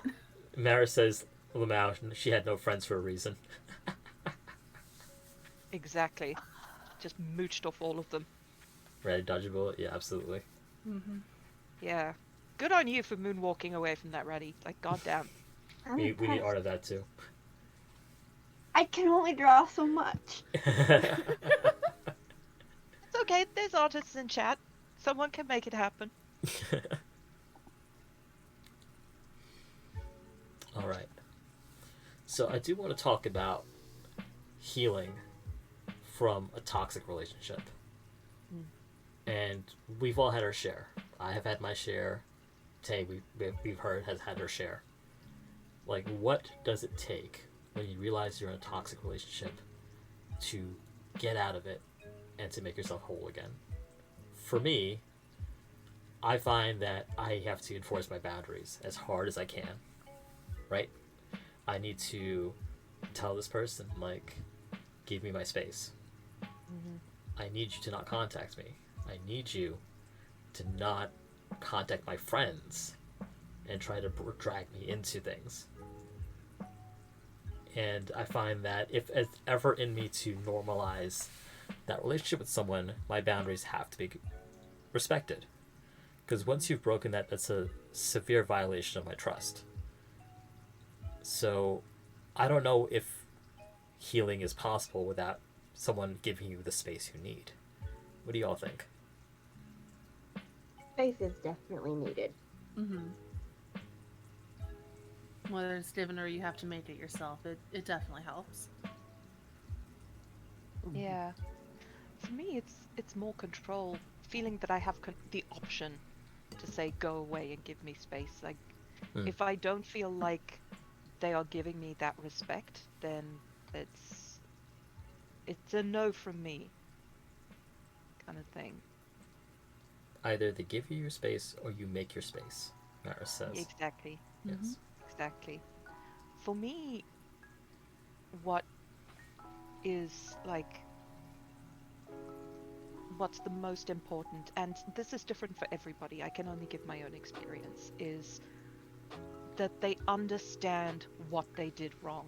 I feel like if I can have my say and tell them how I feel and what they did and what the consequences were, it's far more important to me than having space. Because if I do that and they apologize, then I'm like, okay, I can make the judgment on whether or not I trust you again after that, and things can continue. But yeah, as far as like after the toxic relationship has ended, definitely space and time. Mm-hmm. Yeah, space and time was a big factor in mine, but I think one of the biggest first steps in my own healing process that happened when I realized I had to leave my ex was when I got back a little bit of control and I was able to take myself to the doctor for the first time in almost 8 years, because in our entire marriage I had never been on the health insurance and none of my jobs ever provided any. Wow. But getting that first physical and being able to see a doctor about some physical trauma I had gotten due to neglect from him, and like having a doctor validate it and being like, this is what you can do to take this back and control yourself and heal physically, It was legit, like a 50-pound weight had been taken off of my shoulders just walking out of that doctor's appointment, because it was one major step in a huge list, and I had been able to make it happen. For me, it was going away to university and being completely away from that situation and having people treating me decently and realizing that it didn't have to be how it was with him. There were other options out there. And there's also for ending the relationship, not even about the toxic behavior, because you didn't realize that it was toxic behavior at the time. And down the line, just being nostalgic on and thinking on past relationships, past people who have impacted your life, and opening up the box and going, oh, this was a nice blanket, and opening it up, and it was like, oh, that is a flag. Mm-hmm. That's great visual. So, like, Monty's got away You're- with words. Yeah. Oh, this is a nice red blanket. Oh, wait. It was a flag this entire time. so like, you're not always going to see that that was toxic in the time. It's not going to be till later on when you've grown emotionally and personally and met people who haven't done that you start to think and be like, huh, that was kind of fucked up. Mm-hmm. Yeah, just that little click in your head of, oh, It's like, appreciated the attention and the time from this person, but bruh, what the fuck? Yeah. And we're And then realizing that and working through that. And like, obviously it's not going to be as heavy as if it had been in the moment, because you've already subconsciously been healing from it a bit. mm-hmm. But now you've just kind of taken the bandage off of the wound and going, I should probably clean that before it gets infected. Mm. Yeah. mm-hmm. Mm-hmm. Not letting things fester. And dealing with anger is very important as well. Because even years after the fact, you know, you can get angry over what some people did to you. Mm-hmm. Mm-hmm. And, like, learning how to deal with anger or depression or internalizing that behavior. Yeah, that's a very big piece of the puzzle, and a therapist can help you with that. Very much so. Because, like, I personally have been doing a lot of research lately on stuff that I didn't know at that point in my life compared to things I should know now, and learning new things and learning how this person had used that against, like, my lack of knowledge against me, and just learning that this is how it should have been, this should not have gone on for as long as it had, and just feeling that anger and it turning to both self-hatred and lashing out at people and realizing and taking a step back from what you're doing and talking it over with people that you trust to help you with this, or therapists, and just starting to realize that this was fucked up, realizing that it's impacted parts of your life that you didn't even realize, and healing from it and working on not having the automatic response of what that was. Yeah. I need to sneeze, give me a second. You're fine. You're okay, dear. Just don't But throw your I phone did- while you do it. Joke's on you, my phone is plugged in on the table. I But almost threw my tablet. There it is. If it's not the phone, it's the tablet. Yeah, like with that person that I was dating before I went to university, he would speak over me and interrupt me so much that I developed a stutter. Mm. Like I legit developed a stutter, Mm-hmm. and Yeah, it's because you automatically expect to be spoken Exactly. over, so you need to stop talking and realize, oh, you're not being spoken over, and realizing you can talk, and it's just a non-stop cycle of that. Mm-hmm. I don't know, Ratty. Otterbox. She uses Otterbox. Otterbox. This is not sponsored. Not sponsored. Otterbox, sponsor us. Sponsor me! Sponsor me! I am a walking ad.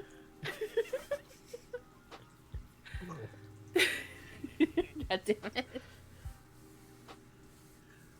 But I legitimately do think a big part of the healing process is especially letting yourself face a lot of the emotions that while you were in the toxic relationships, you weren't really allowed to face.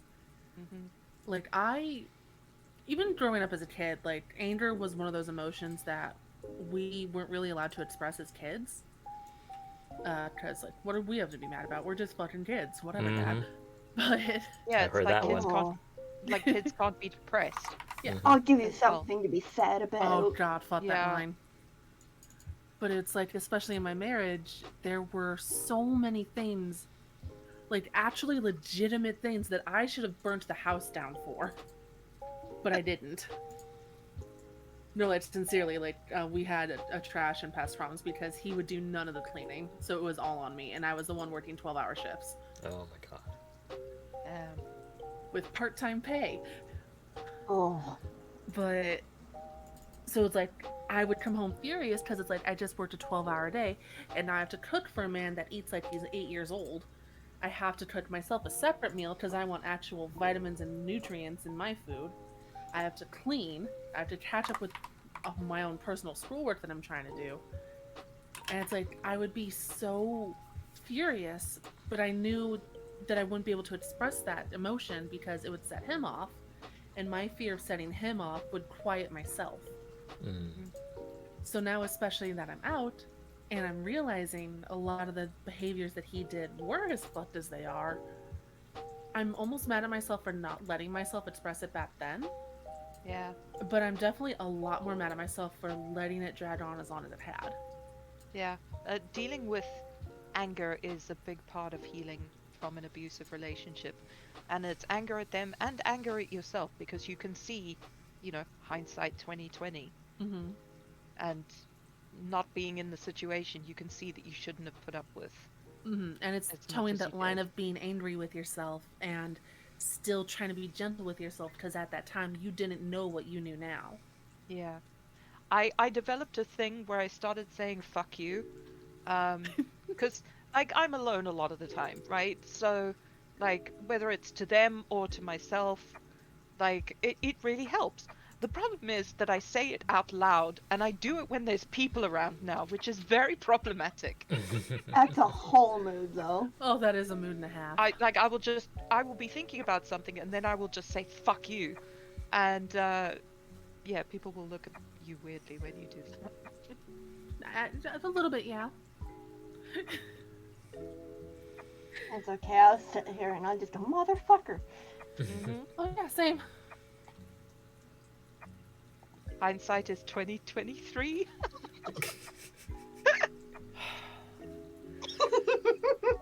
Get out. Mossy.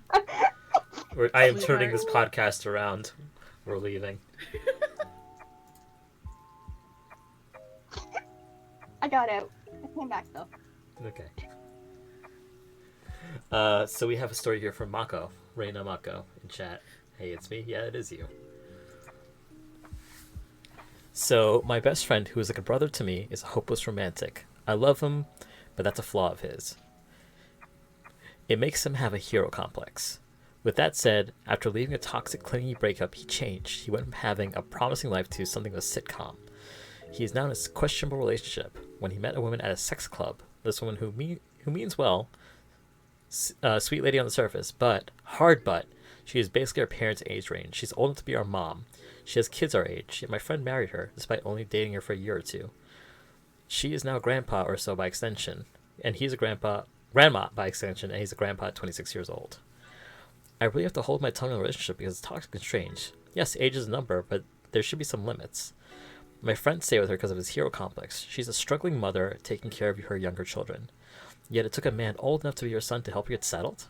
Like, I feel it's toxic because you have this woman with more life experience getting more benefits from a relationship old enough to be your son. And I think my friend just settling because of his breakup and all her other friends are over here getting married. It's like that breakup just messed him up so bad that he's in this questionable scenario. And to this day, a question, what is she doing for you? Because you're doing more for her than she is for you. Even in their wedding vows, she openly admitted she can't be sure if she'd be her best for you. Like, isn't that a red flag for you?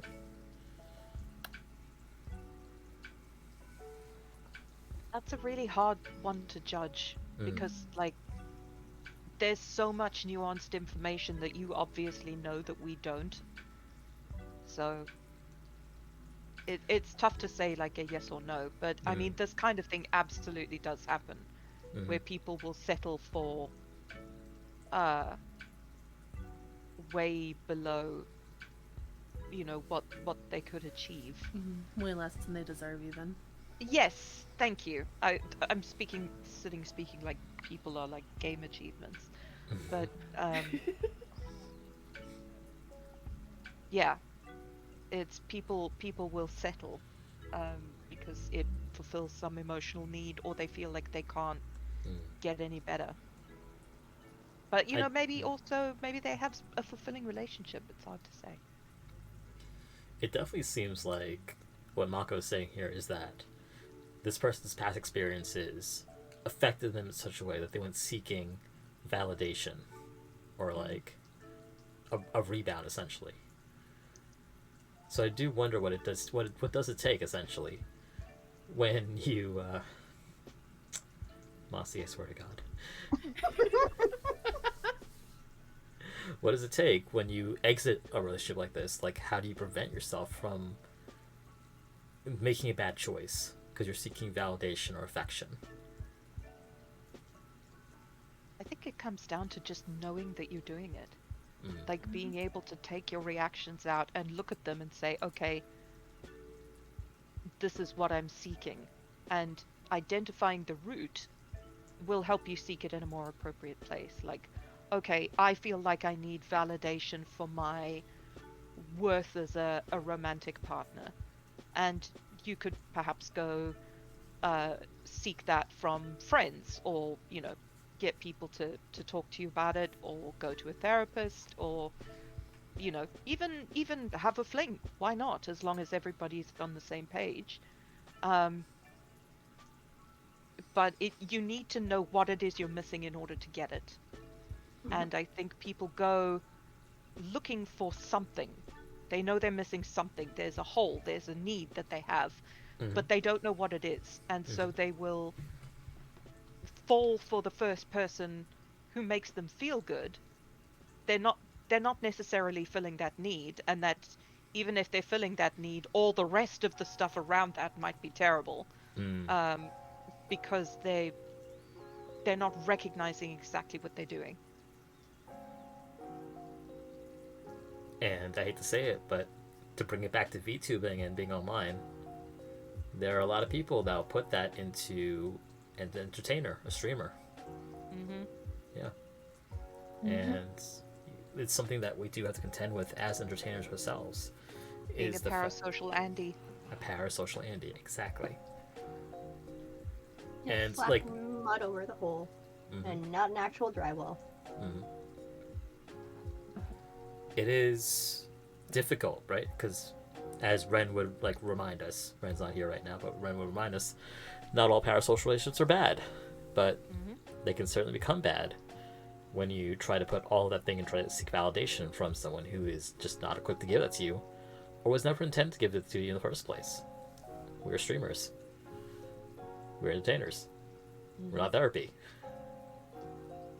Yeah. Yeah. The best prophylactic is just what you do, like putting down your boundaries early and firmly. Isn't that imposter syndrome? I think imposter syndrome is when you don't feel you have Imposter syndrome is earned. where you, yeah. Yeah. Sorry. Well, you don't feel like you've earned like a position, title, or some respect or something like that. Sorry, I thought you tailed off. I didn't mean to interrupt you. No, you're fine. Okay. Stop whispering. You can Use that you big can brain run of me over with a yours. car if you want. What the fuck? It's from a Sincerely, meme. what the fuck? No, it's from a meme. Oh my god, Where, like- is this a TikTok thing?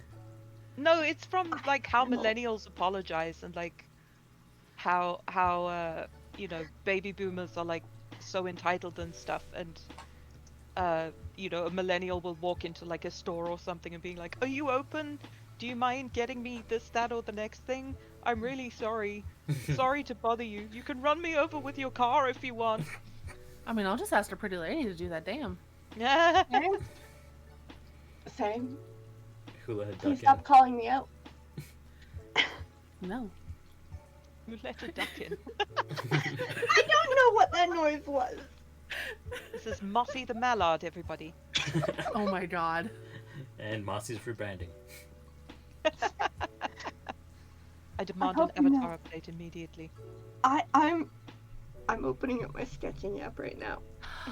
Mossy, if you're a duck now, you need a lemonade stand. Yes. Okay. And I'm Okay, I'm turning this podcast around. We need some levity among all the heavy stuff. Fair enough, fair enough. It's not like I broke into song. Don't break into song, please. I'm not done. I don't remember all the words.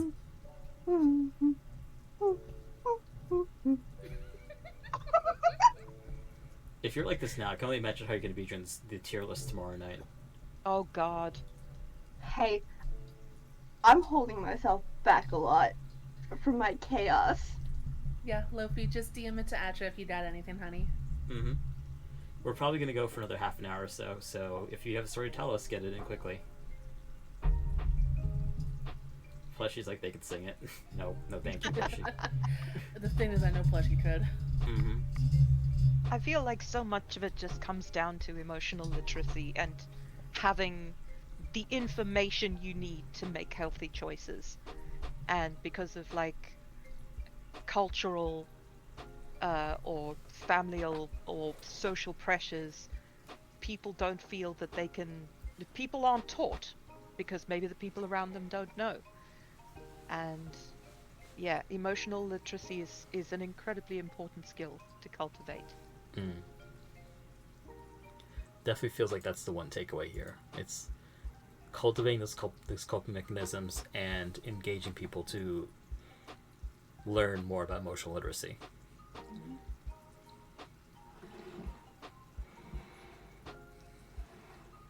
Also, while we're waiting for Lofi to DM that thing, there was a discussion about consent last time. There was something I meant to share that I didn't. Sure, go for It's it. okay. It's a quick story. Go for it.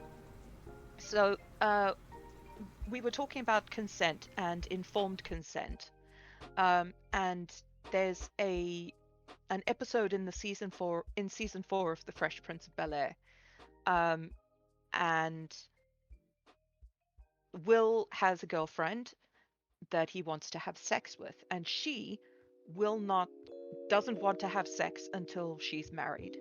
So what they do is they wait until a priest at some kind of like, Vegas Elvis impersonator church quick marriage thing goes on lunch break. They get Jazz to impersonate a priest, and they basically fake being married, but she doesn't realize it's fake.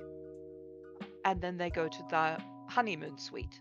Now, thankfully, Will sort of, I can't remember if he gets interrupted or if he comes to his senses, but that's a great example of informed consent, because even though she would have been in that situation completely willing, and it would have been a completely enthusiastic and pleasurable and non-violent interaction that she would have had, Will did not meet the conditions of consent, and Will intentionally did not meet the conditions of consent.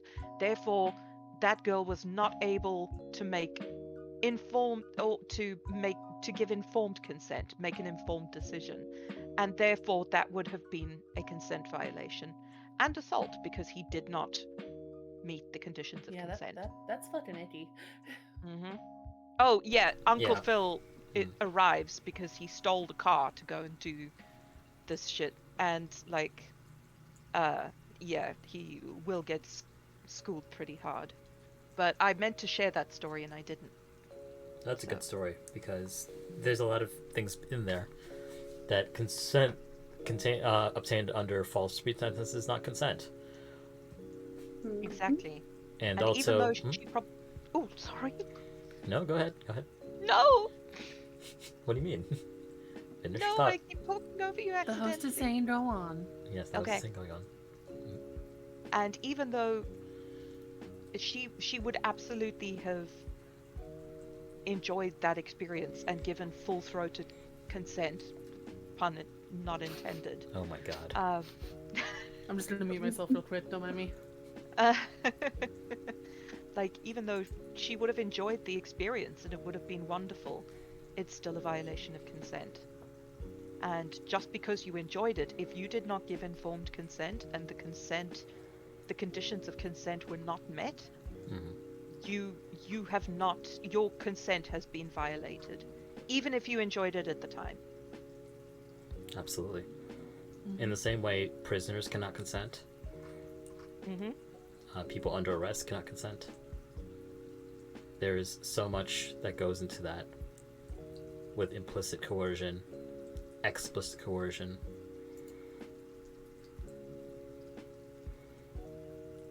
Yeah. We have a new story coming in from Maris. Oh, cool. Hey, man.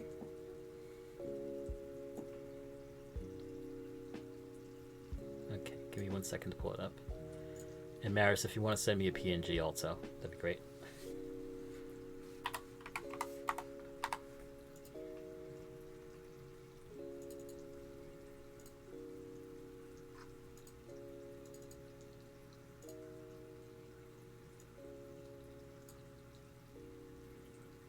Fun tea time. Oh no, it's an RP group drama. Oh, honey.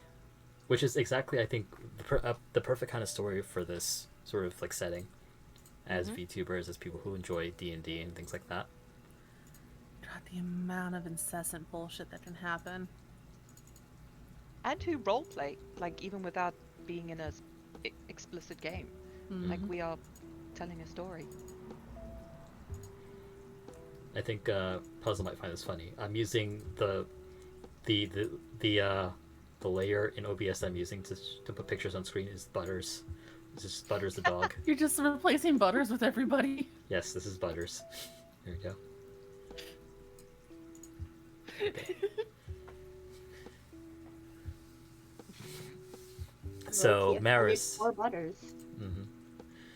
I'll put him back later. I still have the picture. So Maris says, so around 2020, I was in an RP group leading peak into the height of the BLM movement. I really enjoy writing, and I like to think I'm half decent. Note that I've been on the internet for about 18 years now. I have a deep and intimate relationship involving a lot of trauma, being exposed to things too early, and ingesting a lot of content that is a cause lingering of self-hatred to this day. Context aside, this RP group was run by a friend of a friend. Friend A is someone I've known and still know, and despite our differences, they respect me and literally only ask for the bare minimum here. I only ask for the bare minimum here. Their friend, on the other hand, would not be gifted with my grace, and the people in that friend group left me with a constant reminder that outside of my cultivated circle, interacting with people as an openly black and queer person is exhausting. I am very patient, contrary to how I sound. As long as people want to try, then I'm willing to put in the effort to help. I think this is one of my strongest experiences of being used as a token of sorts, and coming from this group, I had no problem, honestly. Again, storied history online, my scars are scabbed over very well. What hurt and required work was realizing that friend A would watch me go back and forth with people in this group. Back me up despite their own views because they did care about me, respect me, but having to sit down and explain that I am not an attack dog that should be sitting at my table in a space that I'm supposed to be having fun and wasting mental energy on people who don't and won't care about me the same way they do. Having to explain to a friend that they were hurting me in this way was a lot. We had to stop talking for a few years while he went over who he surrounded himself with. We were both blunt, so things were said in less than professional words. We came to an understanding around mid-2022. I won't be advocating for myself in spaces I'm not meant to be comfortable in because I just shouldn't need to. If they invite me to something knowing I shouldn't be comfortable thinking I can handle it, they need to reconsider the situation and wonder why they think I can't handle it. You can handle it. Mm-hmm. I feel this. I'll tell you why I feel this. Because I used to mod in certain places, certain servers, where people would make certain jokes, especially around young POC, young women. And it would be under the context of, it's a joke, right? And if you don't want to be in this VC, or you don't want to be in the server, you don't have to be. And when they get confronted on that behavior, they hide behind humor. They hide by the fact that other people are fine with it. X person is black, so why do you have a problem with it? And that in of itself is so not okay. Because humor is not excuse, you know? Yeah. And that like it or lump it attitude as well, like it's an excuse not to examine your own behavior. Mm-hmm.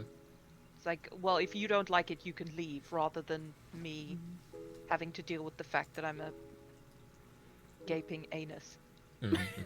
Yes. Okay. Thank you for that graphic but completely reasonable explanation. I love you so much, Misty. Love you too. Yeah, but this brings up a good point because there's another form of toxicity in. Actually, how do I articulate this? Like, in some spaces, it can be openly hostile to people of color or minorities by remaining strictly within like a normative sort of like frame. Wherein being white or being male is centered and everyone else is sort of ancillary to that. So this is like exactly where the humor thing comes in. Like maybe this is funny to like a white guy, and I'm not just saying this in a derogatory way at all. Like this could very well go for any kind of friend group where there's a majority of people and someone who's not. But in my experience, it was them saying, well, them being toxic and saying, well, this is just humor. We don't mean it. I have black friends, etc., etc. And it gaslights the person who's listening to this. Like, if you have a problem with this, then you don't belong here. And it ends up with people taking themselves out, basically, as is the case with Maris here. Maris didn't feel like they had to continuously, like, defend themselves or, like, have to watch themselves, as they're saying in chat right now with tone policing. Yeah, you're fine, Maris. Yeah. Yeah, and also, like, I hate how people hide behind, like, oh, well, I make this joke with my one, person of color friend, and they're fine with it. Therefore, all people of color should be fine with this. Mm-hmm. Like, that friend might be okay with it. Maybe they're not. But, like, that doesn't mean that they speak for all people of color or their experiences. I do want to say also, Maris, I have my tags at the bottom of the screen. I'm a person of color. I don't make any like I don't hide like I'm Asian, American, I'm Indian. Like if people feel uncomfortable like with people of color expressing themselves in my chat, like that's their problem, not yours. Okay? Exactly. Yes, exactly. That being said, I know my community is cool. Yeah, exactly. We're all legit. Yeah. Doesn't mean we don't have work to do. Oh my god. Of course. And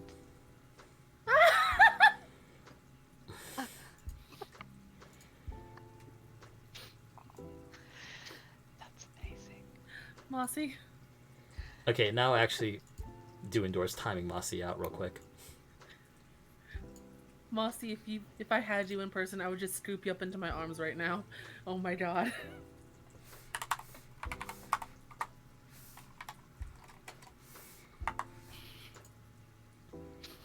I don't know. I'm speechless. It's beautiful. That Dr. O was so fast. I know, Lady Sabs. Welcome in, by the way. Mossy drawn like her life depends on it. Shit. It's like that gif of the Death Note. Like, just like... It was. It was. I remember. Mossy went brr. Yeah, she went brazy. Oh my fucking god. Anyway, Maris, thank you for sharing I'm that good. with us. We do appreciate I'm it. good. I'm good. Maris, thank you. Mm-hmm. Thank you, Maris.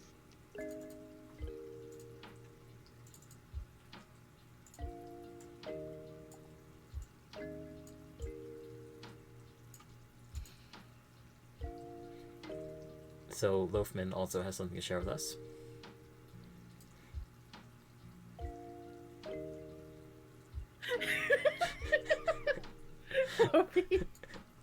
Okay, what would you like then, Lofi? Because that's the only one ahead of you.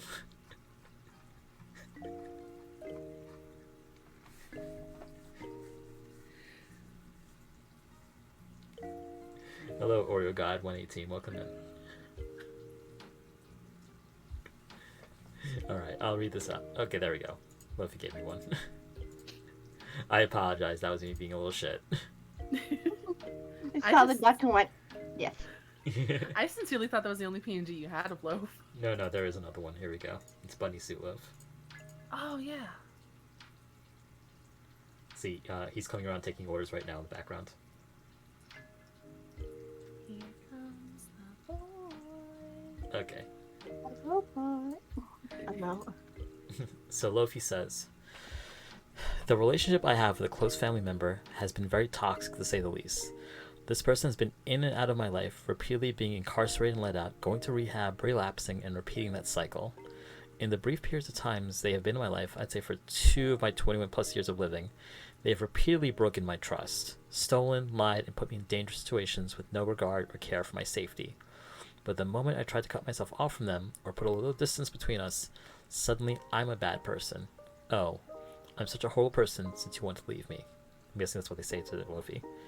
Because of this person, I've had to go to therapy and seek counseling due to the stress they've caused me, whether they're in my life or not.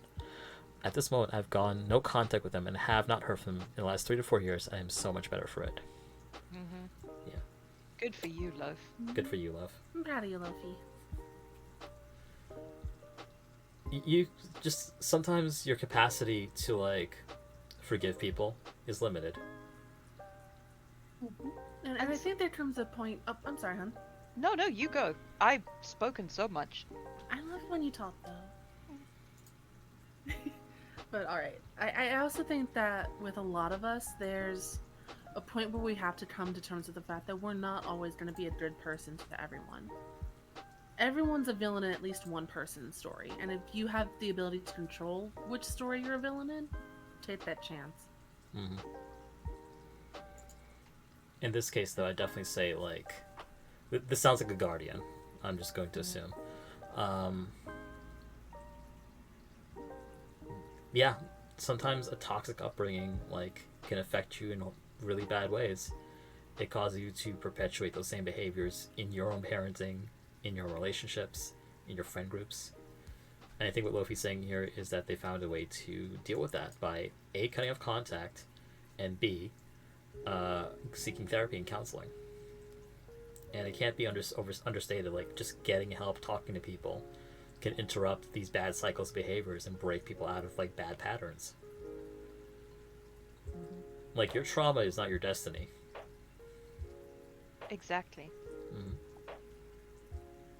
It's sometimes you do have to cut people off. It's like the classic lifeguard conundrum where, like, you've got someone drowning, and sometimes if they're, struggling too much or too panicked or too far gone, they will just pull you under with them. And you have to let them go. So sometimes you have to make the call. to stick with it or let them go. If they're going to pull you under with them, let them go. And you're not a bad person for prioritizing your well-being. Absolutely. Especially if someone has So- not prioritized your well-being in the past. Exactly. Don't cross oceans for people who wouldn't jump up puddles for you. Mm. But Absolutely. I'm Yeah. proud of you for leaving. You did Yes. great, Lofi. You And I push think them into the puddle. But I think there's also another good metaphor that can be used with climbing, like rock climbing and mountain climbing, where if you're trying to save someone whose rope and supports have fallen, where if saving them is possible, save them. But if saving them will cause you to fall as well and lose your supports, you have to cut the rope and protect yourself. Mhm. And climbers and fellow climbers all understand that it's not out of a lack of care, it's making it so that there's only one person who goes instead of multiple. And it's a tough decision to cut people out of your life, but it's sometimes the smartest thing you can do. Absolutely.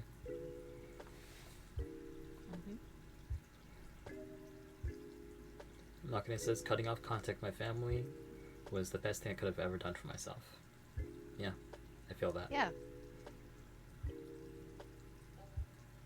I think was it BoJack Horseman where he was talking to um his like love interest, and she had an incredibly toxic, abusive, like vampiric family, and she was like, I have to keep going back because they're my family, and he's like, family is just a sink. If they don't deserve it, don't. Mm. I do Like remember being that. family will only get you so far. Mm.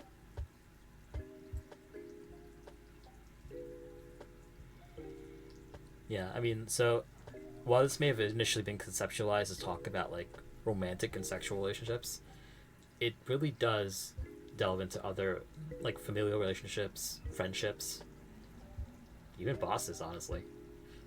Toxic Real. workplaces. It's applicable to so many relationship dynamics that happen. Exactly. If I hear a boss or whoever's interviewing me saying, we're like family here, I walk out. Dude, I hear Kill Bill sirens whenever I hear that. Yes. It's hard to do, but all relationships must be evaluated at the same level. And if your family's source of toxicity, the same rules apply. Exactly, Makina. That's correct. 100% correct. And yes, Chaz, it was Diane from BoJack Horseman. Diane Nguyen. Diane, yes, Yes, BoJack thank and you. Diane. Yes.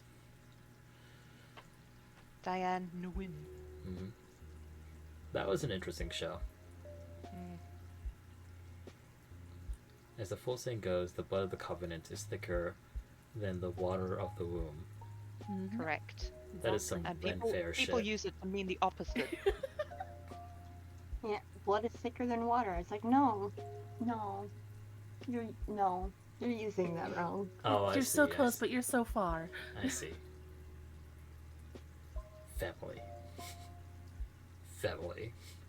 And these little crossing arms. Yep. Alright, I think we've hit most of what we intended to talk about. Let's see here. Let me look at my thing real quick. I believe so, yeah. Recognizing toxic relationships, check. Interrupting a cycle of toxicity, people who themselves become toxic from trauma. Did we talk about this? Oh, Malachi's got one? Briefly. Let's talk a little bit about interrupting toxicity cycles and people who become themselves toxic from trauma. Because we have about 15 minutes to go in my schedule, I'd say. And this will give time a chance to get their story Exactly. ready. Yes. Like, I did touch on this a little bit with realizing that what I had done was starting to become toxic and stepping away. And Yeah, so stepping back when you realize that you're perpetuating the same harms on people, absolutely. I'd say so. Mm-hmm. But I think what I Has anybody here seen Steven Universe? I have, yeah. The person the person like the abused becoming abusive themselves is really exemplified in Lapis and Malachite, oh, Jasper's relationship, Oh God, yes.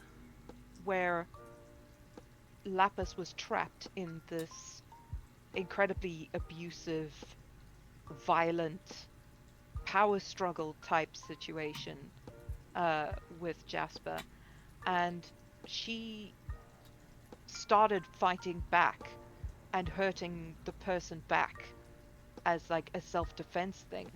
And later, after they'd separated and Jasper came crawling back, Lapis was like, "No, I was terrible to you and I hurt you and I liked it. And I don't want to go back to being that person." Like it, it is entirely possible for you in a defense to become to do that which you hate or to be that which you hate. Mm. Mm-hmm. And it's important to recognize when you are doing that, because if you are becoming someone that you don't want to be when you are with someone, your relationship with that person needs serious evaluation. Yeah, I'll admit there were, especially near the final points of the marriage where I was getting ready to finally pack and leave everything. Mm-hmm. There were more times than I am proud to ever admit where I almost said shit that would have been horrific to hear in any circumstance. Where I would almost say, like, stuff I couldn't even say to my worst enemies, I would almost say to my husband at the time.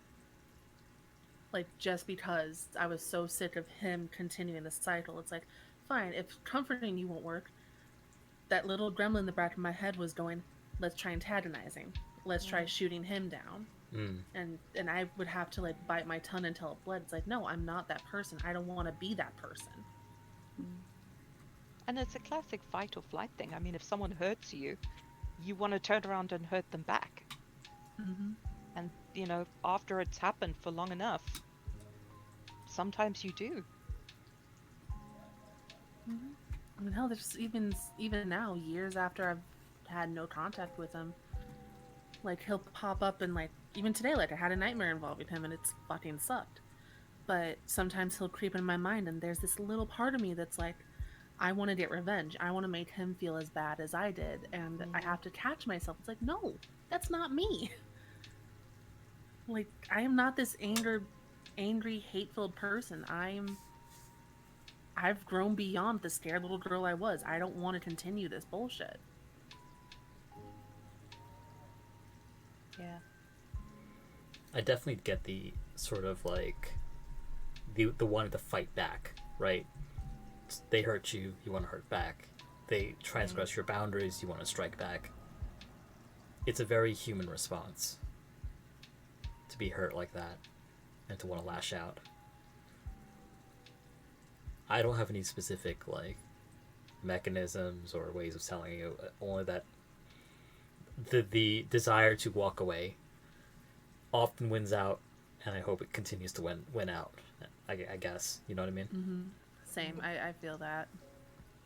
The skill of introspection and recognition is more than half the battle in these cases. Having the literacy of yourself, having enough knowledge of yourself to realize that you're doing something wrong and that you don't want to be this person will enable you to seek solutions. But if you don't have that first step, the second step never happens.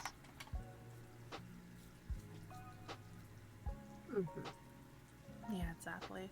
Like if you can't admit to yourself that you have a problem, you can never find a solution because you will never be seeking one sincerely. So I got a request also for someone to send something in anonymously. So Okay. it was 20 minutes ago, unfortunately, because I missed it. It was a whisper. But if they see this, then they're more willing to send in if they can get it to us before the top of the hour. Because I recognize we're probably getting a little tired. We've been talking for 2.5 hours. Yeah, which I really do appreciate you all sharing your experiences and talking about the very emotionally triggering topic for a lot of us. Yeah. It's an important topic that really a lot of people need to learn more about, and Like, the reason I'm so open with talking about everything I've been through with my ex is because I don't want to see people repeat what I've been through.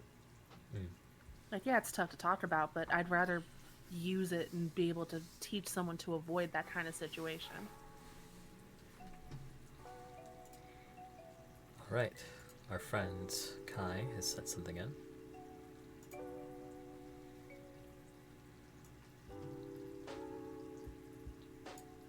I may in the future have people record it, like voice recording it.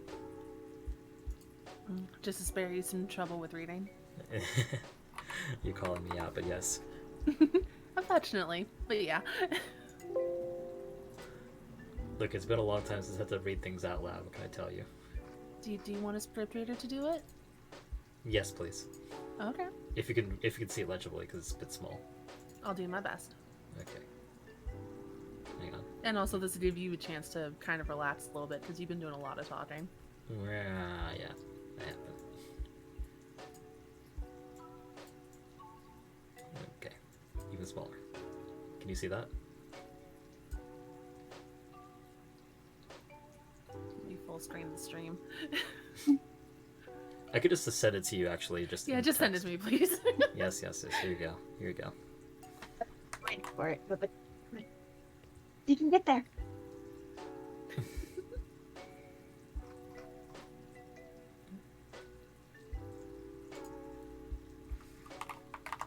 There we go. Found you. There you go.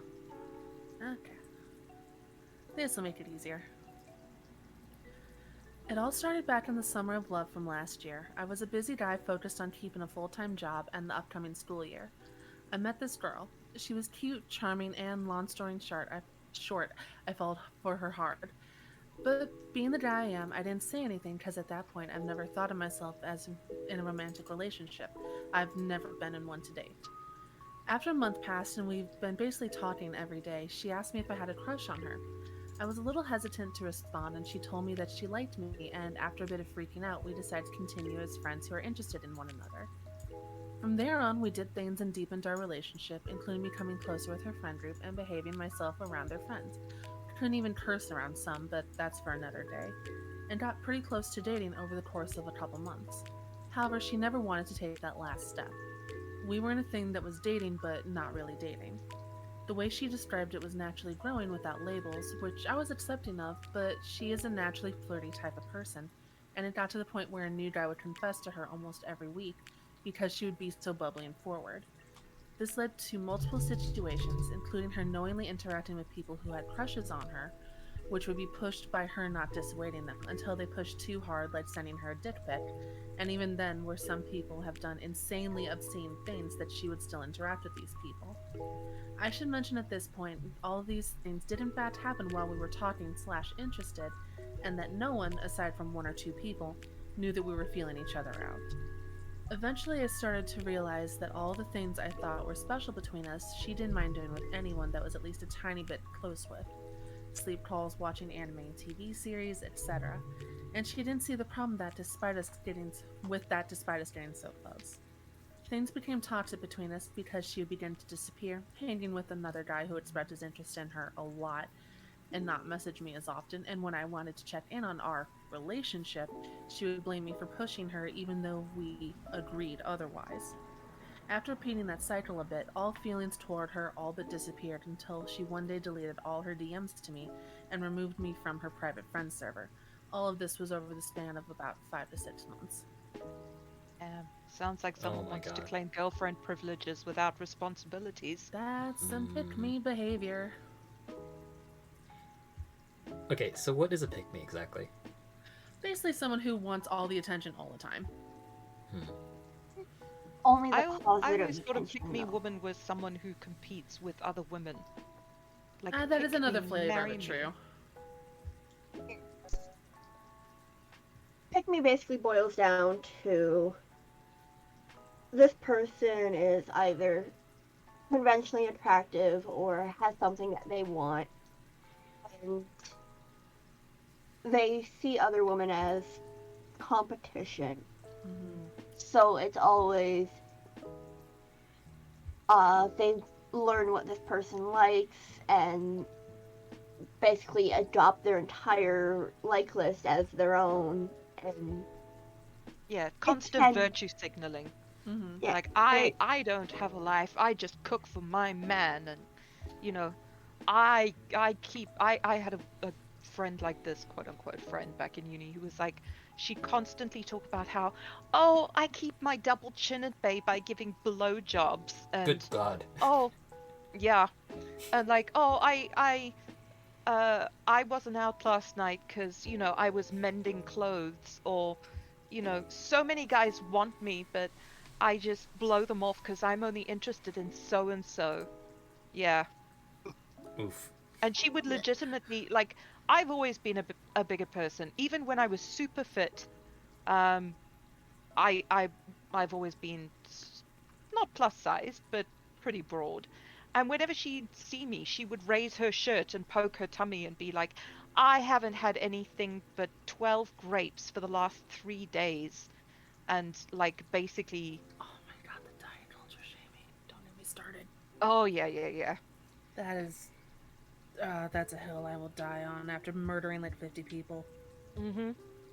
yeah, So, like, that's pick me behavior, Mm. I think. it's just Okay. craving and needing all of that attention on themselves and hating it when anyone else even gets the slightest bit of that attention. Mm. Yeah, but nah, Try dodged a hell of a Oh bullet my God, with this. yeah. Holy Yeah. shit. That's a woman who's just using you as an emotional booty call. Mm-hmm. I like that. I'm gonna start using that. It's like you're the Mhm. safe one that I'll come home to, but I'm gonna go bang everybody else that has a pulse. Like that's the kind of vibe I'm getting, and no. Indeed.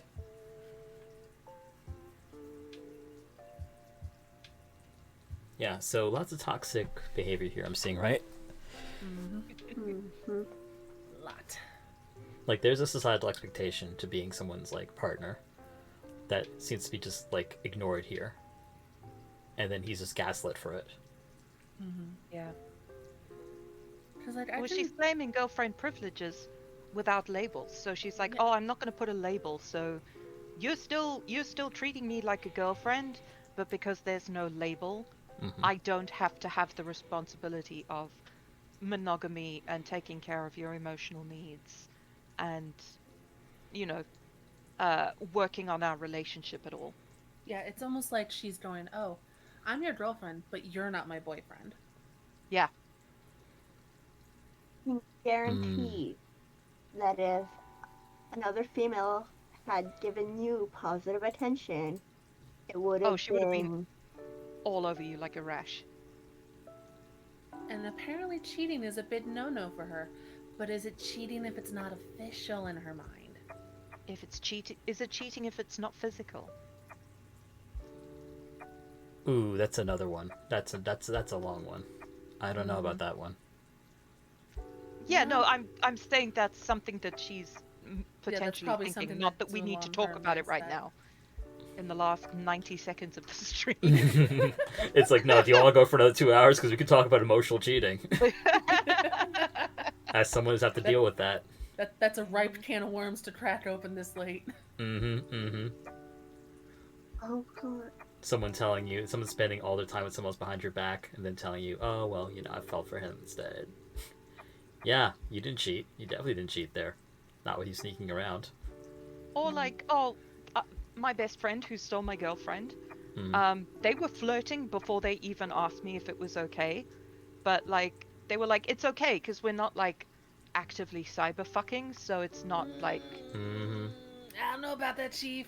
exactly loyalty, tea not included. Ooh, I should make a loyalty tea blend. You can mute me again. It's fine.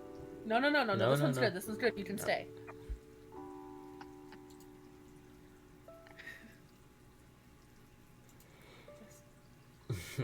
Well, it is 11 o'clock, so we should wrap it up, as we are getting a bit tired.